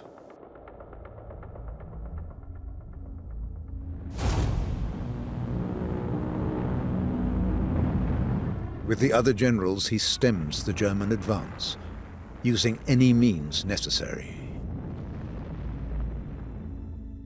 Zhukov certainly plays a significant role as a leading general. He's involved in almost all the important battles, and he's one of the capable thinkers responsible for stopping the German advance before Moscow. He's presented as the great victorious figurehead, the great general, the Hannibal of the Red Army. Of course, he wasn't that. Zhukov exemplifies the positive and also the negative aspects of the Red Army. He would walk over corpses, and he wasn't too worried about losses. Zhukov also left his trail of blood.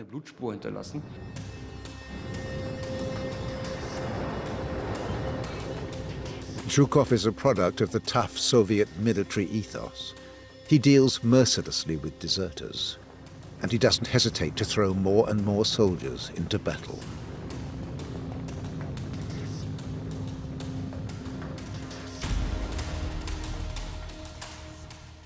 In 1942, the Germans attack the city of Stalingrad. They soon hold 90% of it.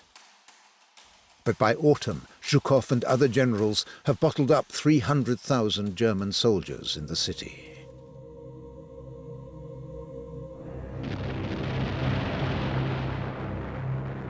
A bitter struggle ensues.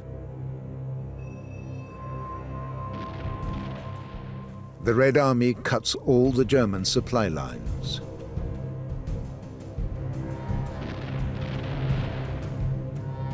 In January 1943, the German Fifth Army surrenders. The battle for Stalingrad is a psychological turning point, for the Soviets too. For the first time, they prove they can mount a complex operation to bottle up an entire German army. Psychologically, that matters. It gives them hope they can force the Germans back. The big question is, at what price? About 150,000 German soldiers die at Stalingrad, in combat or from hunger and cold. On the Soviet side, an estimated 400,000 die. German losses at Stalingrad are lower than the Soviets. We believe 20,000 Red Army soldiers were shot as deserters alone. They drowned the German advance in their own soldiers' blood.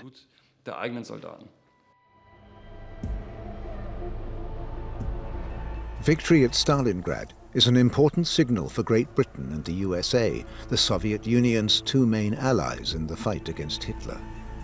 The Americans also help with supplies. Via the agreements known as the Lend-Lease Act, the Soviet Union receives weapons, vehicles, and raw materials worth more than $11 billion. They would have succeeded in halting the German advance with their own resources, maybe even pushed them back somewhat, but they certainly couldn't have forced them back to Berlin.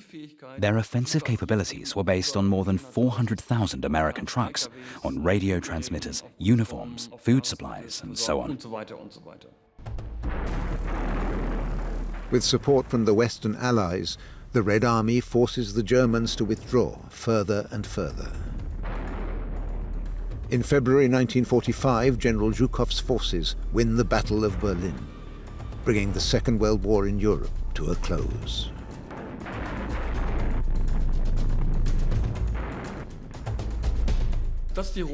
When the Red Army raised the red flag over the Reichstag on May 2nd, 1945, it was partly thanks to logistics help from the USA and Britain.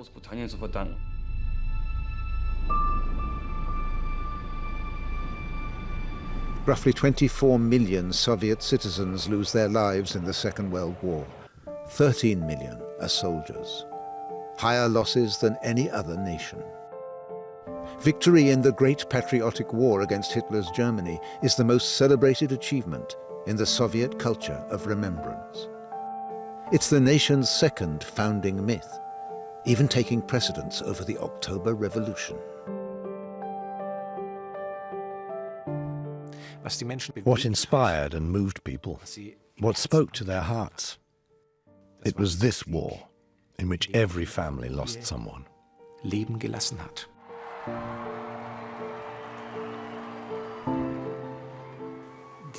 This legend of the Great Patriotic War, of the heroic victory, It's one of the crucial ideas that has been carried over since the collapse of the Soviet Union. It has become part of the collective memory of the Russian people. Russische Erinnerungskultur.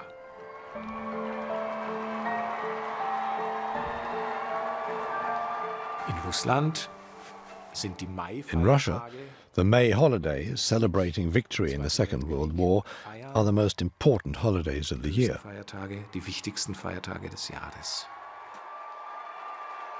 They still are, I'd say, more than ever. At the end of the Second World War, the Soviet Union is stronger than ever. It's now the world's second superpower, alongside the USA.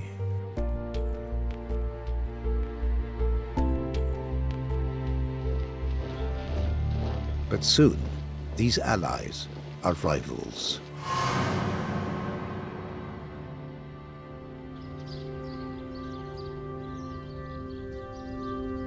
The war is over.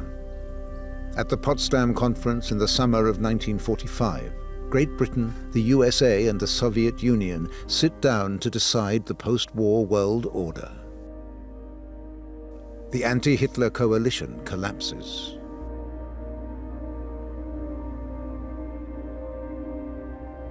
Now it's all about national self-interest. Stalin, the communist, plays classic great power politics.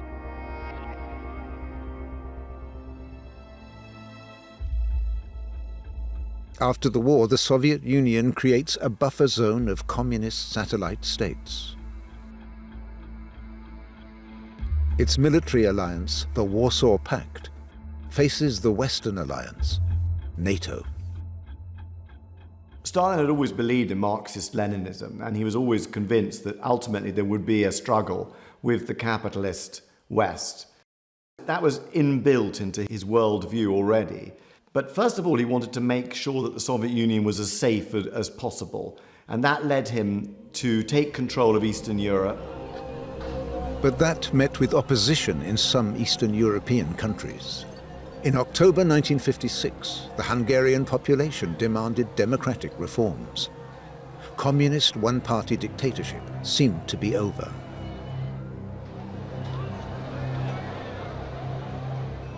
Hungary in 1956 was especially dangerous because Hungary announced its withdrawal from the Warsaw Pact, and the Hungarian army changed sides. And they had to defeat this army. The Red Army brutally suppresses the struggle for freedom. The hunger for democracy remains unfulfilled.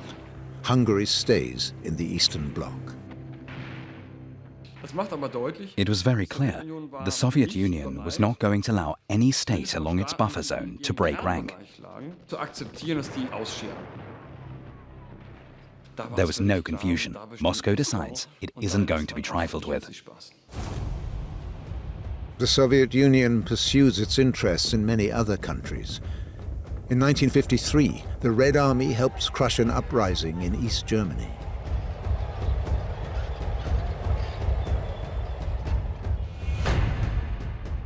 In 1968, Soviet troops march into Czechoslovakia, putting a violent end to the Prague Spring.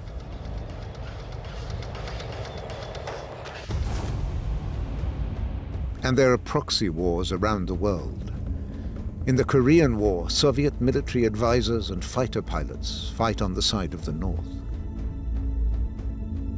In Vietnam, the communist North receives weapons and advice in its war against the USA.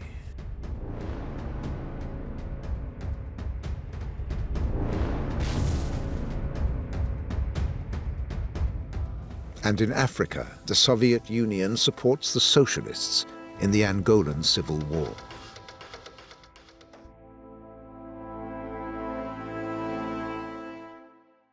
That's the logic of power blocs. They support or install political systems aligned with their own interests all over the world. In that respect, the USA differs little from the Soviet Union. It's simply a global struggle for influence. After 1949, the Soviets have nuclear weapons and threaten to use them.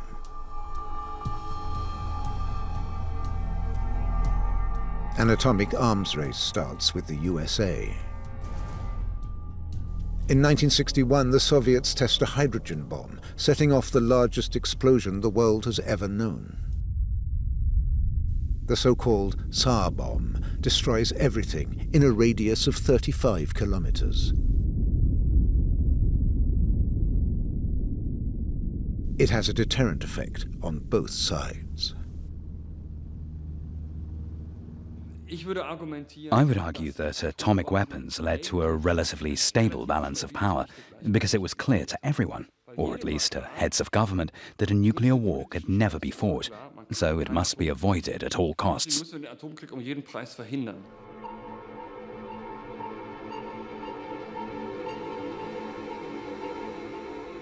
And yet nuclear war threatens in the autumn of 1962, when the Soviet Union secretly stations atomic weapons on Cuba. American spy planes discover Soviet launching pads on the island. President Kennedy demands the missiles be removed and threatens a nuclear response if they're fired. But when Kennedy offers to withdraw US missiles stationed in Turkey, Soviet Premier Nikita Khrushchev backs down and removes the missiles from Cuba.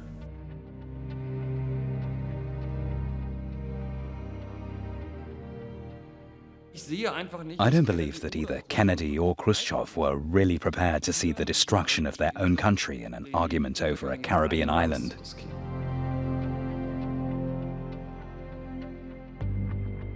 The great resolution for the Cuban Missile Crisis in '62 between Kennedy and Khrushchev was that we really cannot use nuclear weapons, because if we do, then it's the end of the world.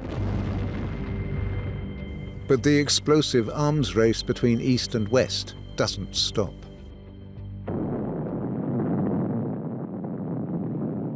By 1990, the US has 21,000 nuclear warheads. The Soviets have 33,000. More than enough to destroy all of humanity.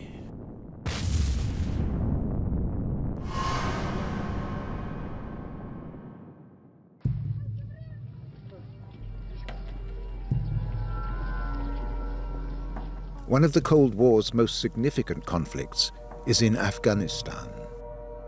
The Soviet Union's southern neighbor seems to be unstable. Islamist and anti-communist tendencies are making the Soviet Union nervous. The plan is to bring order and install a Soviet-friendly government. And so in December 1979, a KGB unit murders the Afghan president in his palace. The Soviets appoint a puppet leader in his place.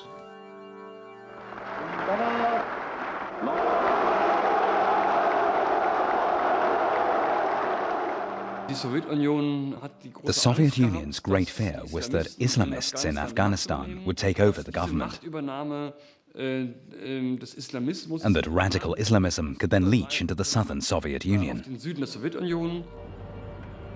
Afghanistan must at all costs remain in the Soviet sphere of influence. A few days later, 80,000 heavily armed Soviet troops march into Afghanistan to stabilize the country.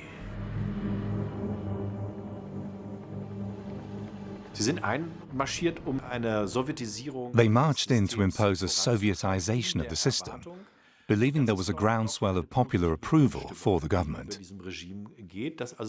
They thought the Soviet invasion would meet with a degree of acceptance. They were wrong.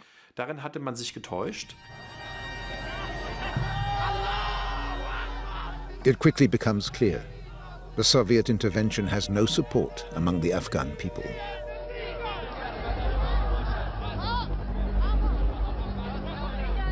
The invasion soon falters. The Afghan Mujahideen engage in a brutal struggle with Soviet forces.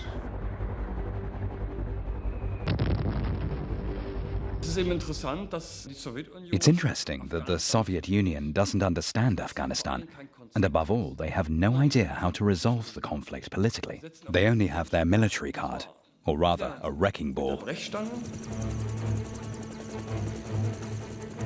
Unmotivated Soviet troops failed to bring Afghanistan under their control. The Mujahideen disappear into the mountains and harry the Russians with guerrilla tactics.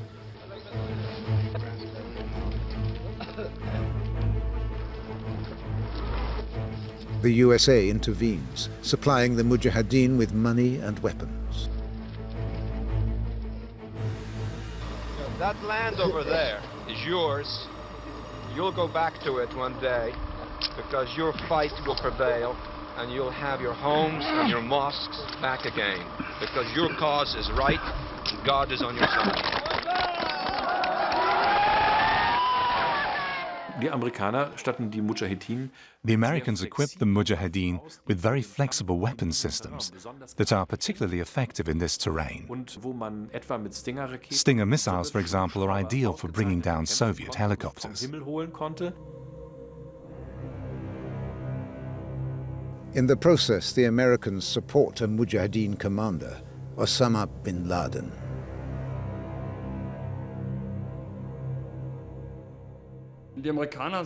Of course, the Americans say, we're giving the Soviets their Vietnam. And it works. The Americans don't have much in common with radical Islamists like the Mujahideen, but the enemy of my enemy is my friend. The war in Afghanistan lasts 10 years. The world's second biggest military power is unable to win it. In 1989, the Soviet Union pulls out, militarily and politically humiliated. Casualty estimates diverge. Up to 1 million people may have been killed. 7 million Afghans are displaced. Official figures on the Soviet side: 15,000 soldiers killed, 50,000 wounded.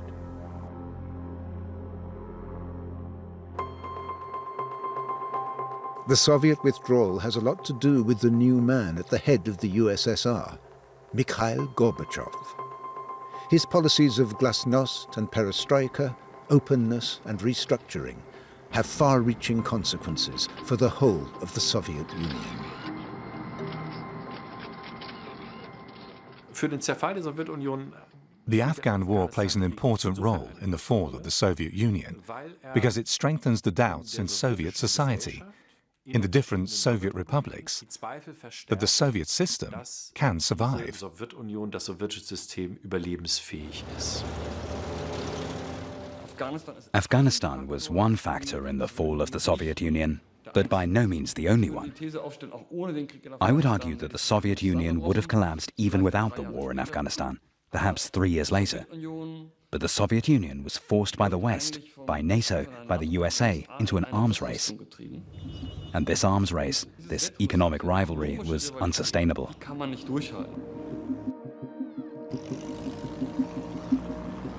And so the end of the Afghan War also heralds the end of the Cold War. But against the hopes of many, it will not usher in a lasting peace.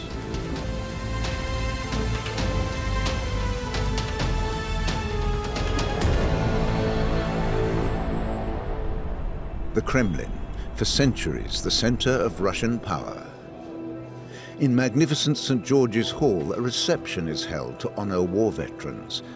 They served under Stalin and still mourn the loss of his empire, as does their leader, Vladimir Putin. Flashback to the year 2000, Putin springs a surprise. He wants to reintroduce Stalin's national anthem from 1944. According to Putin, the USSR's old national anthem will reconcile the past and present. Even in 2000, he was thinking about the Soviet Union would probably return somehow. This is a real surprise. The guests don't quite know what to make of it. The tune is familiar, but the words are new. Now it's about love for the fatherland, not, as in Stalin's time, love for the party. In the 20th century, Stalin is the most successful Russian ruler. And so, yeah, Putin admires that. Is it just symbolism? Or does Putin see himself as Stalin's successor? Is he planning to resurrect the Soviet Empire?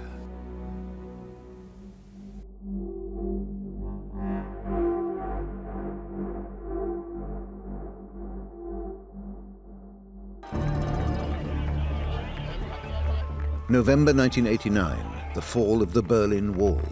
Soviet leader Mikhail Gorbachev, head of the Soviet government and of the party, has permitted a peaceful revolution in East Germany. More than 500,000 Soviet soldiers are stationed in the DDR. They remain in their barracks.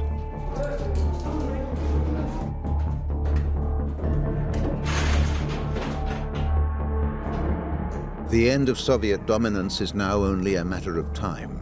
Gorbachev tries desperately to keep on top of events.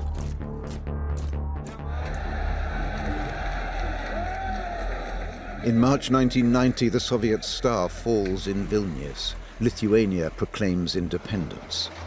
The Kremlin responds with tanks. The Soviet Union uses force for the last time. 14 Lithuanians die, more than 700 are hurt.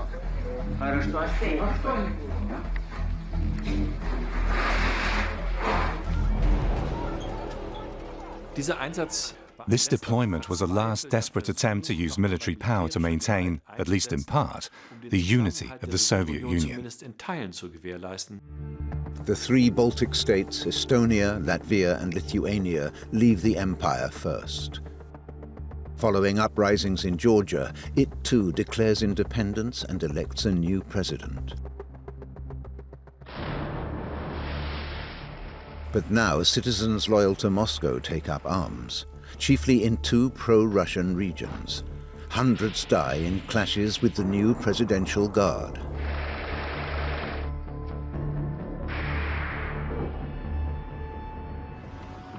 August 1991, a coup against Gorbachev to prevent the adoption of a new Union treaty.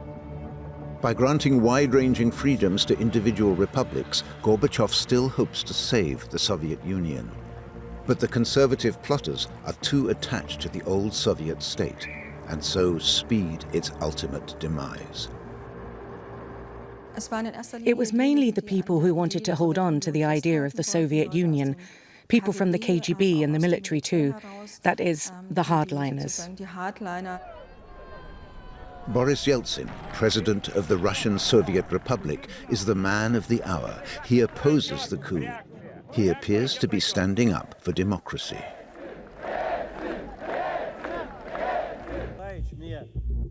Mikhail Gorbachev resigns. Yeltsin attacks him because Gorbachev refuses to abandon the Soviet Union. For Yeltsin, it's already history. He dissolves the Communist Party and then the Soviet state itself. The red flag is no more. After the three Baltic states, 11 other Soviet republics declare their independence. The Soviet Union shrinks to the Russian Federation.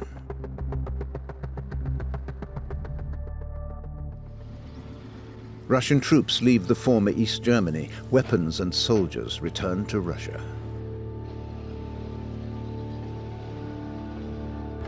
The government of newly unified Germany pays Moscow 12 billion Deutschmarks.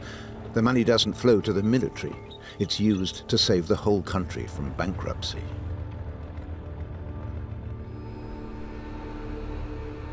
Ukraine, Belarus, and Kazakhstan hand over to Russia the nuclear weapons stationed on their territory. In exchange, the Kremlin guarantees their full sovereignty and the inviolability of their borders. The military budget in the final years of the Soviet Union is between $200 and $250 billion. In the 1990s, annual Russian expenditure drops to less than $20 billion.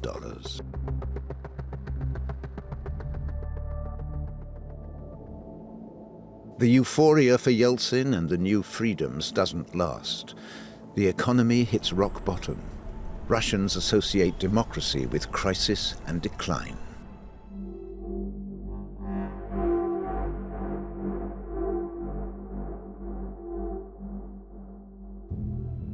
For centuries, the Caucasus, with its ethnic and religious mix, has been a focus of political turmoil. Georgia is now independent. Moscow is determined that Chechnya in the northern Caucasus will remain inside the Russian Federation. In December 1994, the Russian army marches into Chechnya. They're there to fight the separatists who've declared independence. But why does Yeltsin unleash this war, and why now? The powerful security service plays a crucial role.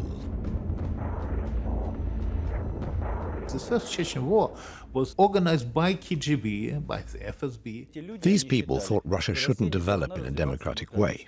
It must become involved in a political provocation, in a war. The war runs out of control. The troops are unmotivated, their weapons obsolescent. Yeltsin faces massive criticism. I put a lot of blame on Yeltsin's war in '94 because that was completely unnecessary. Yeltsin himself said, you take all the independence you want. And so they said, fine, we want to be independent, as they've been wanting for the whole history of Russia since the Tsars. And he said, no, I don't really mean it. I don't mean it for you. Hundreds of soldiers are taken prisoner. It's months before they're reunited with their mothers. Many are less than 20 years old. Some have only just been redeployed from East Germany. The troops in Chechnya were mainly conscripts and elite units. The high numbers of dead conscripts caused Yeltsin very serious political problems at home. Thousands of soldiers are killed on both sides. I interrogated a young boy, 17 years old. By the way, he was a clever, widely read boy. I asked him only one question. Why did you go to fight? He said, I hate this war, and I don't want to fight. I fight because all my classmates are fighting. I remember some films about World War II, when the whole class went to fight. Litvinenko was then an army officer in Chechnya. Later, he becomes a career officer in the KGB. In 1995, many victims of the Chechen War disappear in mass graves. Separatists talk of a genocide against the civilian population. The result is Islamist terrorism in Russia. In the run-up to the 1995 presidential election, Yeltsin agrees a ceasefire. Russian troops withdraw, leaving behind scorched earth. Yeltsin was extremely unpopular, but Democrats stopped to support him. Actually, Yeltsin should be, investigated for war crimes committed by the Russian army. To the surprise of many, Yeltsin is re-elected. But he has lost the Chechen War and is making no progress with the West.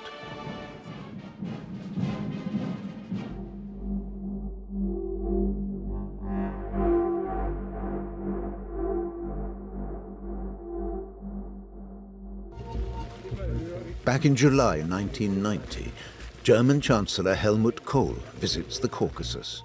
He's here to seize an opportunity offered by the fall of the wall: German reunification. Mikhail Gorbachev makes a concession. A united Germany can stay in NATO. The Soviets, however, receive a verbal assurance that NATO won't expand any further eastwards. The existence of this promise remains in dispute to this day. It isn't mentioned in the 2+4 treaty on German reunification. Of course they didn't put it in, because they thought that those handshake, how they do it in the old world, is just going to be good enough. There's no document recording this. It was free thinking in the euphoria of reunification at the end of the Cold War. George Bush was clear. They didn't win the Cold War, we did. Good morning, everybody. At the 1997 NATO summit in Madrid, Poland, Hungary and Czechoslovakia, former members of the Warsaw Pact, are invited to join the alliance, seriously upsetting Moscow. The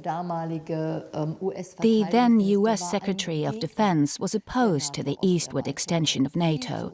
Much too risky, danger of escalation. We shouldn't rub Russia's nose in it too hard in the time of its post-imperial decline. NATO sweeps all reservations aside.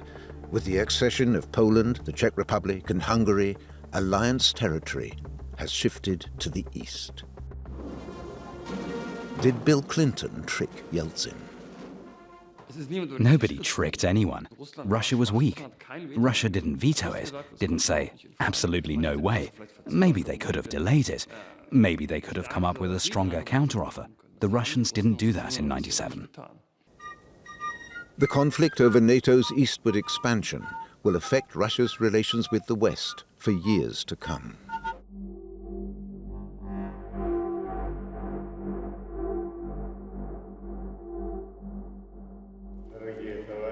February 1999, the Kremlin. President Yeltsin at an awards ceremony for officers. The only man in civilian clothes is Vladimir Putin. He has risen fast.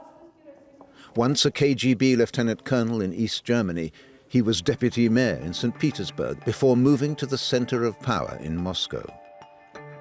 Now, Putin is head of the FSB, successor to the KGB. His Petersburg team has come with him to the security service.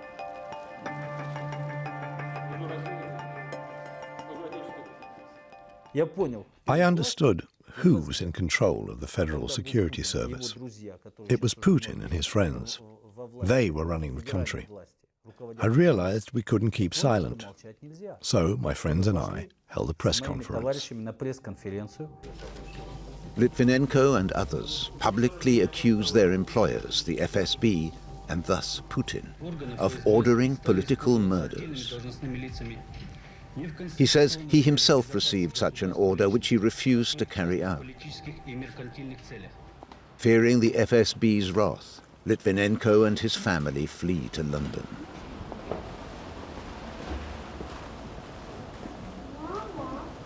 The interviews he recorded there in 2001 and 2002 give a unique insight into Putin's career from someone who knew and worked with him. In November 2006, FSB agents lure Litvinenko to London's Millennium Hotel, where they poison him with radioactive polonium.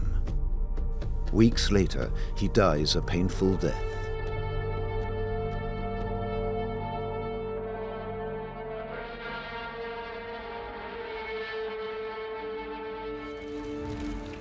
Shortly before Litvinenko's death, the journalist Anna Politkovskaya is murdered in Moscow.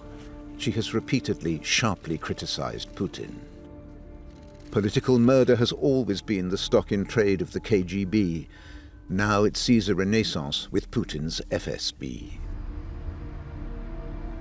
Under Putin, the FSB takes over some of the army's role, in particular, border security. In the Yeltsin years, the army shrinks from 5 million to 1.7 million. The FSB's ranks swell from 100,000 to 288,000. The Russian army is only partly operational. There's too little money to develop new weapons. And Yeltsin hasn't learned any lessons from the military disaster in Chechnya.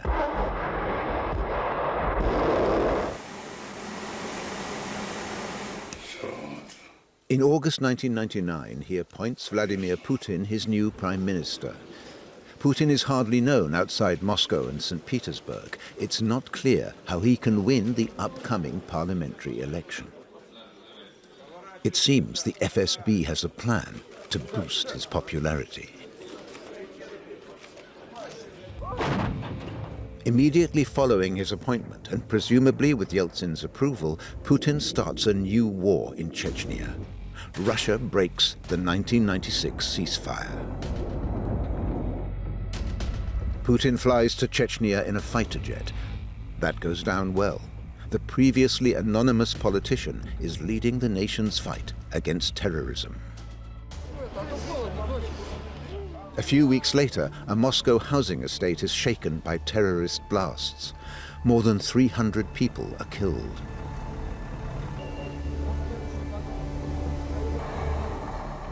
Putin immediately blames Chechen terrorists. It's the escalation he needs. This was the first major terrorist attack in Russia, and everybody was frightened. Everybody was expecting more and more buildings to be blown up. And on 23rd of September, a local militia found an explosive device in an apartment building in Ryazan.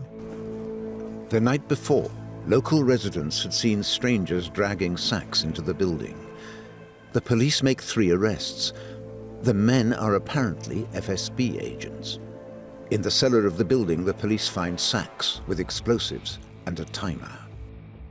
But then, 2 days later, Moscow comes up with a different explanation. It was a security test, and the sacks contain nothing but sugar. Was the FSB really ready to blow up Russian citizens, to polish Putin's image as an anti-terrorist? Ryazan was not a training exercise, but an attempt to commit an act of terrorism. They were caught red-handed. The FSB is a terrorist organization. My assumption is that it was the FSB. I wouldn't put it past them. Above all, I wouldn't put it past Putin to sacrifice his own people, to have the justification for a war and stabilize his own position inside the country. I wouldn't put it past him at all. Putin immediately orders bombing raids on the Chechen capital Grozny. He says he'll hunt down the terrorists, if necessary, even in the shithouse. He gets the headlines he wants. Russian troops proceed with the utmost brutality, even against civilians.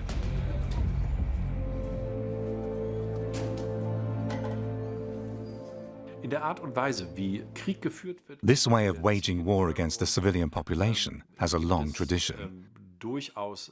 It has a lot to do with the way the army has been trained to maintain the government's authority inside the country by force.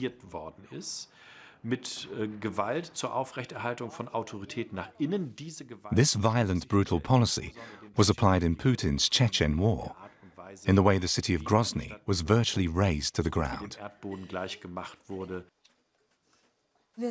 We see that the brutality of this form of war is in part the result of a failure of leadership, but it is also a consciously accepted form of lawlessness, a lack of accountability, because any crime committed will not be punishable in Russia itself. And finally, this brutality is adopted as a conscious form of psychological warfare to undermine the resistance of the civilian population and of the enemy's military. Putin regularly visits the troops in Chechnya. He praises the fighters and distributes gifts.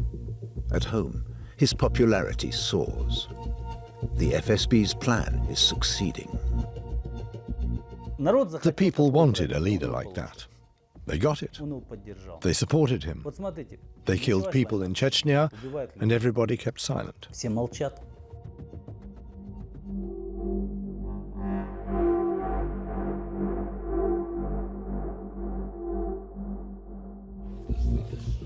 At the end of 1999, Yeltsin resigns and makes Putin acting president.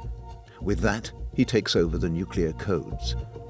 But Putin hasn't yet achieved his goal. He has to win the presidential election of March 2000.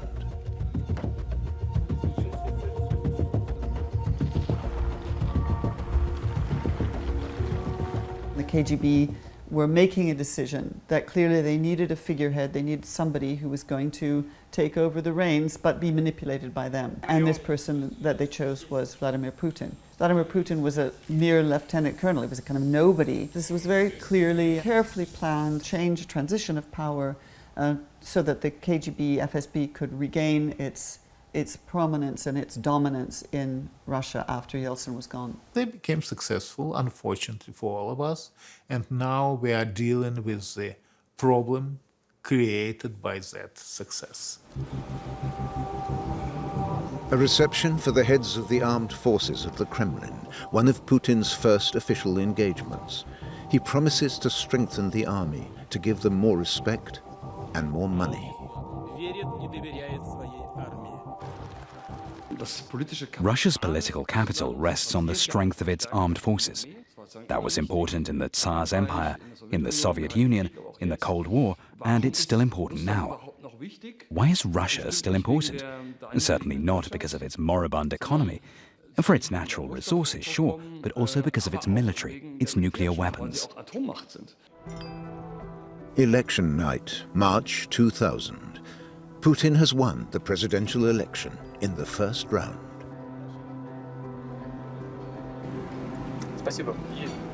Where is he taking the country?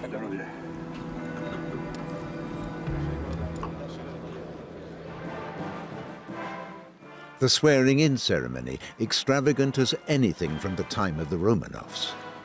A new Tsar is born. Among the guests, somewhat lost, Mikhail Gorbachev.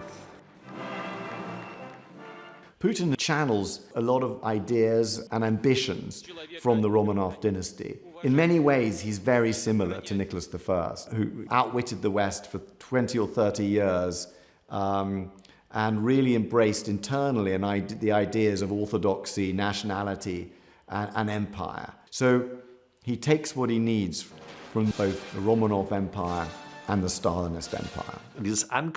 This connection to the tradition of the Russian Empire before 1917 is another twist again on his view that the collapse of the Soviet Union was the greatest geopolitical disaster of the 20th century. The young president arouses plenty of enthusiasm. It feels like the beginning of a new age.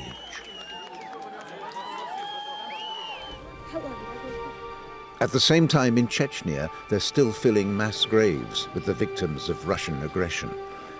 More than 150,000 civilians and 25,000 soldiers were killed in the Chechen wars. Putin guarantees the autonomy of Chechnya and installs an indigenous president, Akhmat Kadyrov, in Grozny. After his murder in 2004, his son Ramzan takes his place. Ramzan still controls most of Chechnya as Moscow's brutal proxy.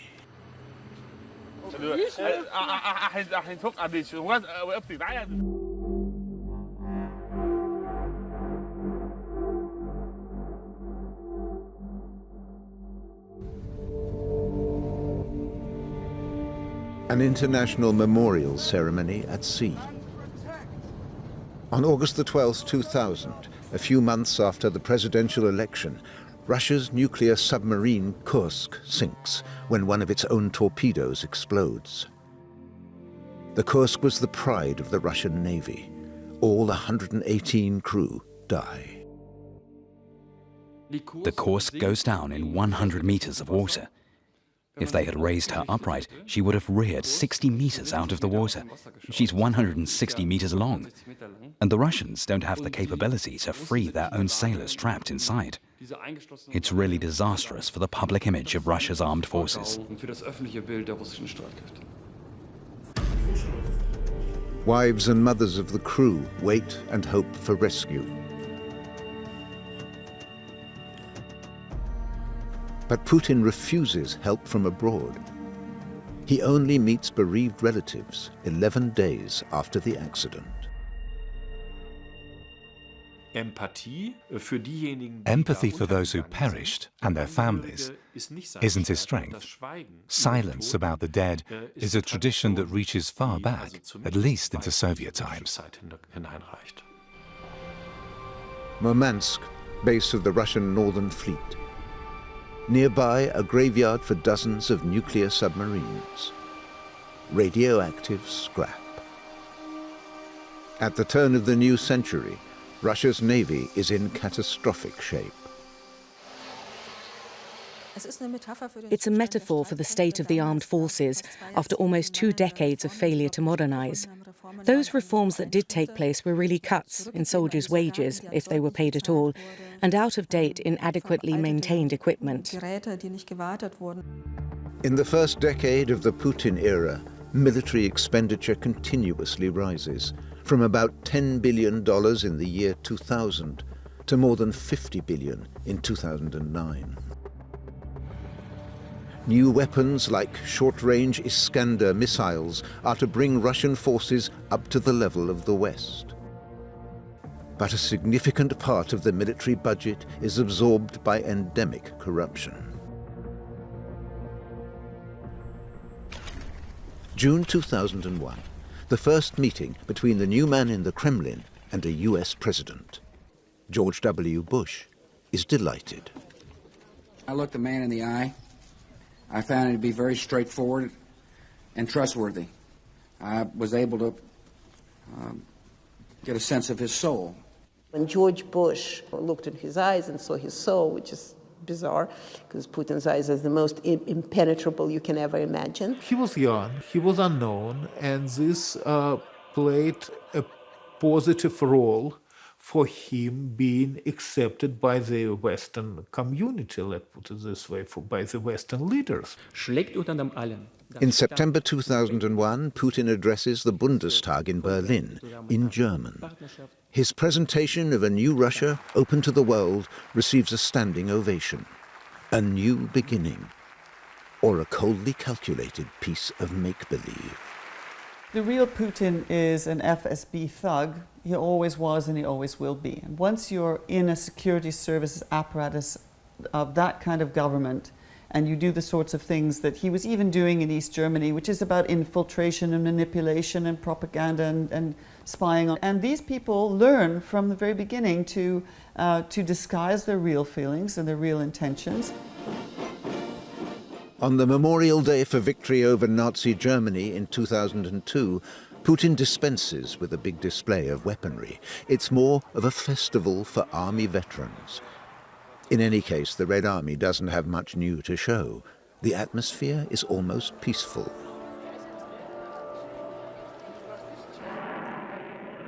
Just 2 years later, Putin reveals Russia's latest weapons at a Moscow air show.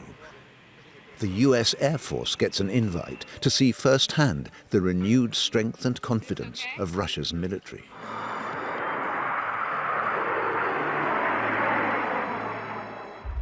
Putin is massively rearming. That goes for Russia's nuclear arsenal too.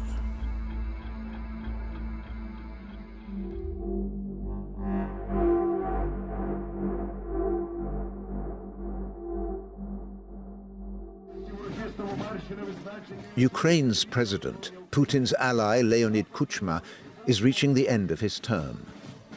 2 men are competing to be his successor: Moscow loyalist Viktor Yanukovych and opposition candidate Viktor Yushchenko.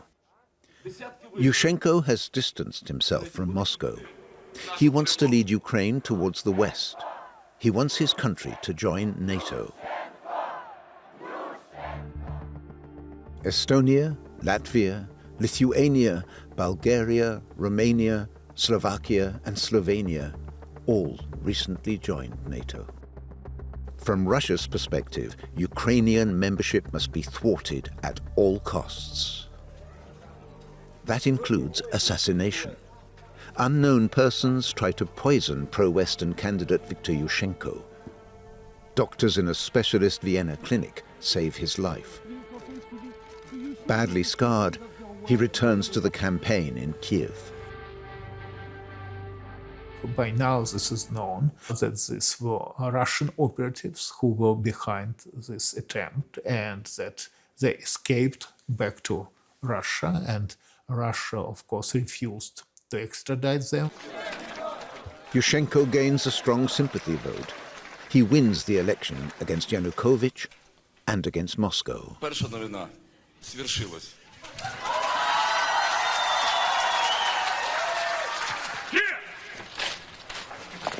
January 2005, the new Ukrainian president is sworn in.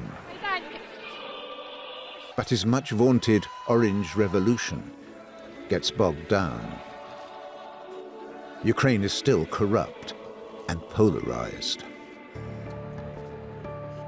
In February 2007, Putin travels to the European Security Conference in Munich. The tone of his speech is extremely blunt. The West is ignoring Russia's interests. Is this the new world order? He complains once more about the broken promise not to expand NATO eastwards. He took his mask off and started to be angry and ugly. But this goes again with KGB training. They are nice if it's needed to be nice. They are terrible if it's needed to be terrible. And they are dangerous and ready to kill if it's demanded from them. Putin is most concerned about the alleged dangers to Russia's security. But in fact, it's all about the survival of his regime. This secret group photo from 2008 shows the top officials of the FSB, Russia's de facto rulers.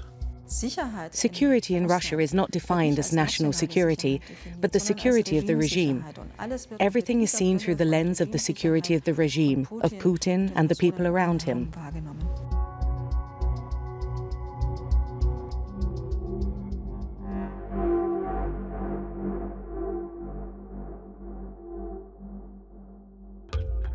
Abkhazia and South Ossetia, two pro-Russian provinces of Georgia, are fighting for their independence.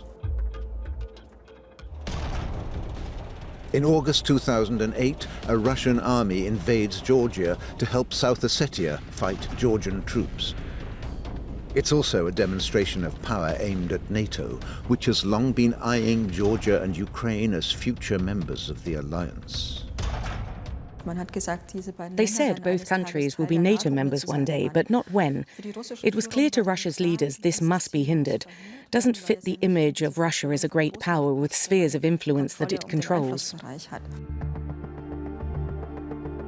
Once the war is over, the Kremlin recognizes Abkhazia and South Ossetia as independent states, the same policy they'll later use in Ukraine. Russia's attack on Georgia is mainly conducted through Abkhazian and Ossetian territory. This was the first time since the collapse of the Soviet Union when Russian forces were used abroad. Nothing happened. West did not react to this invasion. And for Putin, this was an invitation to proceed further. The limited international reaction to the invasion of Georgia encourages Putin to consider further expansion of his power by force. After a few days, Putin's army withdraws from Georgia. Losses are high, an estimated 1,500 deaths on either side. Russians realized that they may have won a quick victory in 5 days, but not because their forces were superior, but because they so far outnumbered their enemy. They used that as an excuse to carry out military reforms that had been shelved for a long time. They massively reduce the number of conscripts and start professionalizing the army. There are still conscripts, but the army is mainly career soldiers who can carry out high-tech operations.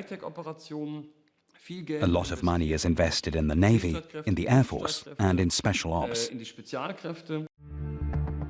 After the Georgian War, Russian military expenditure increases from $51 billion a year to more than $80 billion in 2013 and 2014, just before the attack on Ukraine. From 2008 to 2014, Russia's armed forces became a central element of foreign policy, with talk of heavy metal diplomacy, coercive diplomacy using military means. Russia invests in heavy metal, a modern army for the conflicts of the 21st century.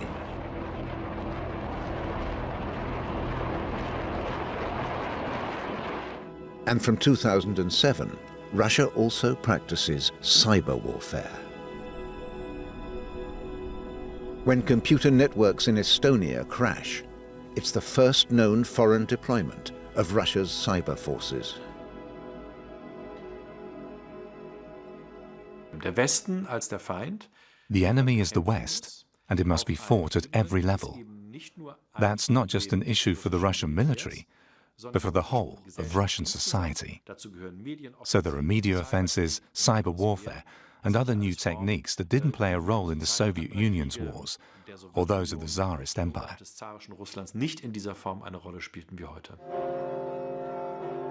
And Putin also seeks the support of the Russian Orthodox Church, led from 2009 by Patriarch Kirill.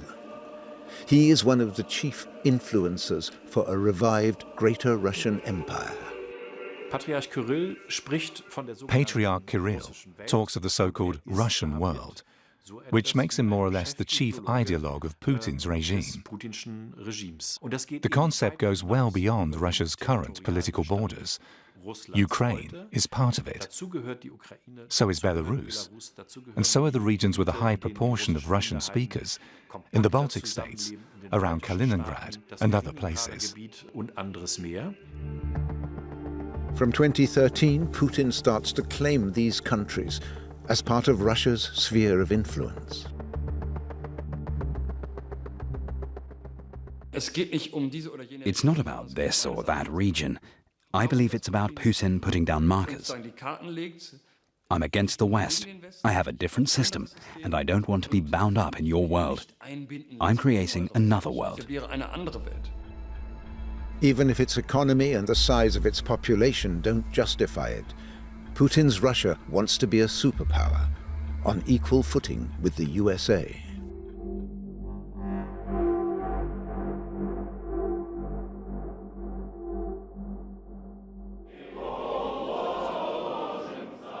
End of November 2013, demonstrations on the Maidan, Kiev's central square.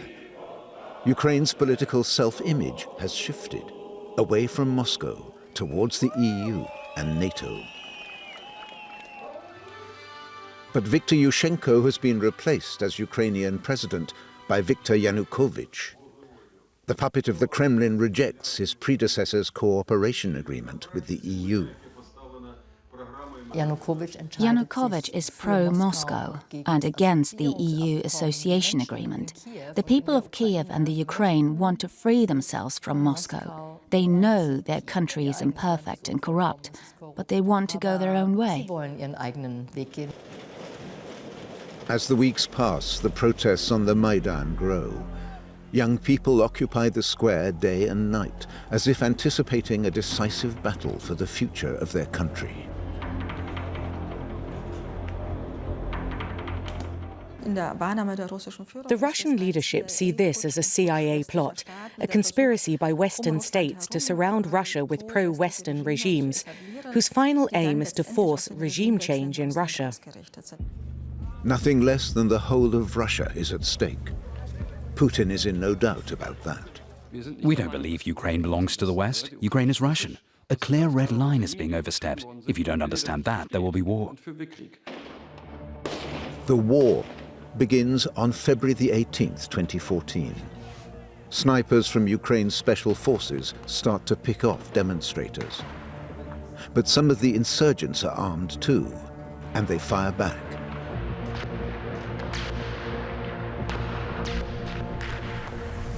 Putin was offering to Yanukovych to use force, and that's why, with some Russian help, some snipers started to shoot at the crowd. It's very likely that at that moment, Russian security service specialists were working as agents provocateurs to stir up violence. But it's also true that weapons were used on the Ukrainian side.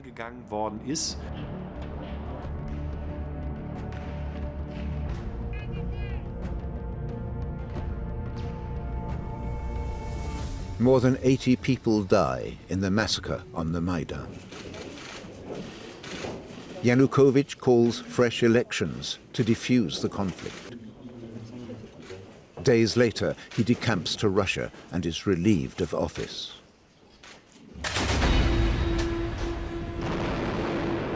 Immediately after the shooting on the Maidan, the Russian army occupies Ukraine's Crimea.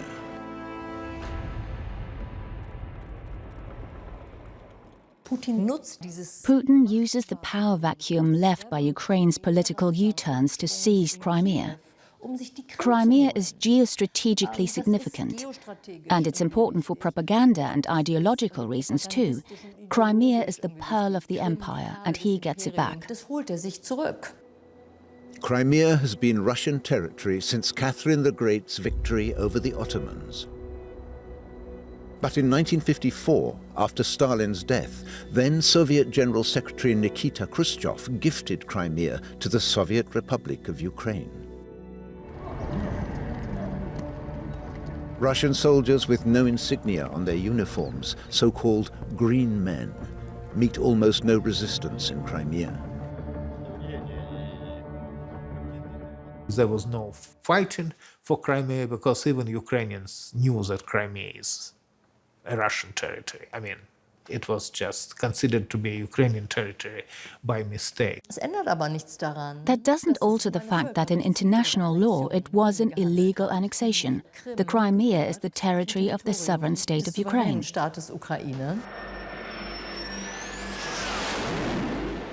In Ukraine's Donbass region, pro-Russian separatists soon start shooting at Ukrainian soldiers and militiamen. Russia provokes skirmishes to extend the territory held by pro-Moscow fighters.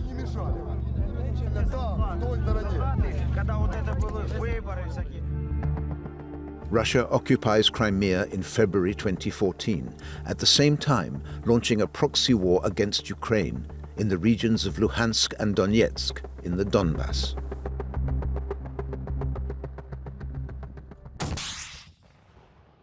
Prior to 2014, Ukrainians did not have army at all. The fighting which took place later in spring and summer of 2014 in Donbass was conducted mainly by volunteers who actually, didn't know how to fight it.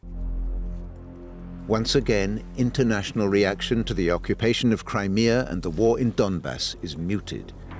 The West again allows Putin to believe he can pursue expansionist policies without risk.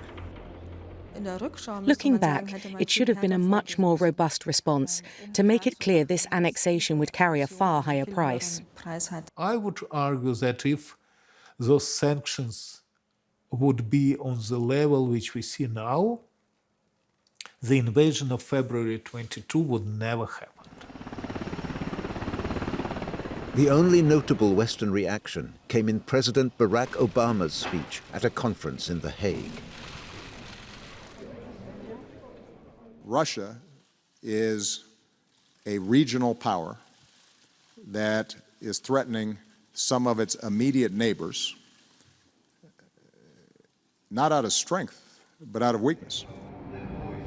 Putin's reply is a huge parade, bristling with military hardware. At the nighttime rehearsal, all the weaponry the army has to offer crosses Red Square, including ballistic missiles.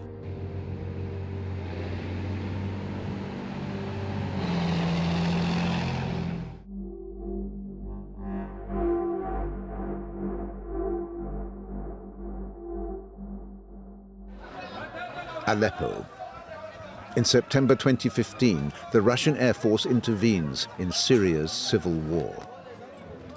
It's a great power gesture with devastating consequences, especially for the civilian population.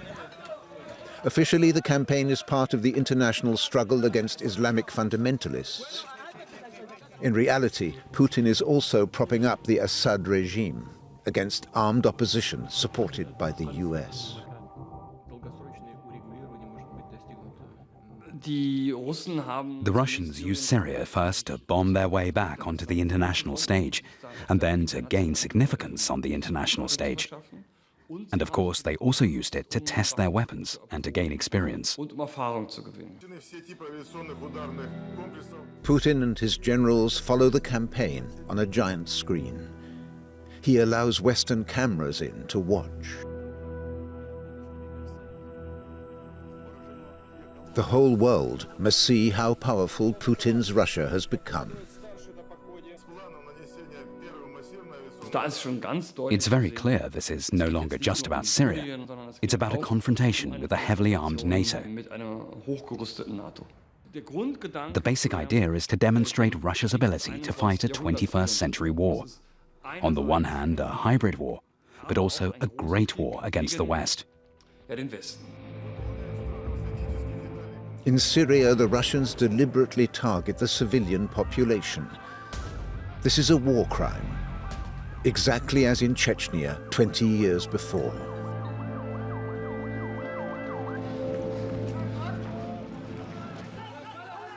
If you look at Chechnya, if you look at Georgia, if you look at Syria, and also Ukraine in 2014, I mean, the way in which these military attacks, conflicts were carried out with utmost brutality should have been a sign to all of us that this is not a man who you're going to sit around a negotiating table with, because if he's capable of this sort of thing, he does not stand for the sorts of values that we claim to stand for. The provocations increase. NATO AWACS monitor more airspace infringements by Russian fighters.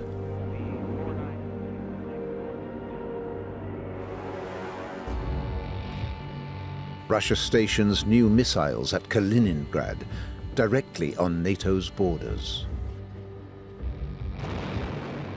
Russia's hypersonic avant-garde missile is a weapon for which there is supposedly no defense.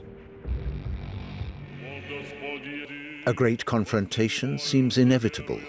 Putin seeks divine support. In June 2020, he consecrates a new cathedral dedicated to Russia's military. Near Moscow, there's a cathedral for the Russian army with an illustrated historical record linking past wars, including before 1917, with the tasks awaiting the military of the future. There are empty spaces for commemorations of future battles. The Church glamorizes war and glorifies crimes, like the bloody purges under Stalin that claimed the lives of millions of Russians. Putin, his defense minister, and Patriarch Kirill attend the consecration. Construction cost more than 75 million euros.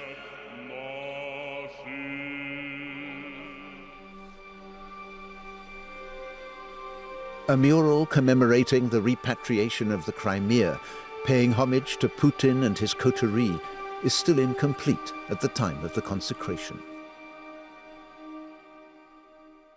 He wants to go down in history as a figure like Peter the Great or like Stalin. For him, his own ego and his own individual importance in his mythical idea of the world history is more important than the reality. I very much fear that is a Hitler in the bunker parallel, that he's just not going to be able to see reality. Слава вооруженным силам России! Russia wants its empire back. That's been the goal of ex-KGB officer Vladimir Putin for more than 20 years.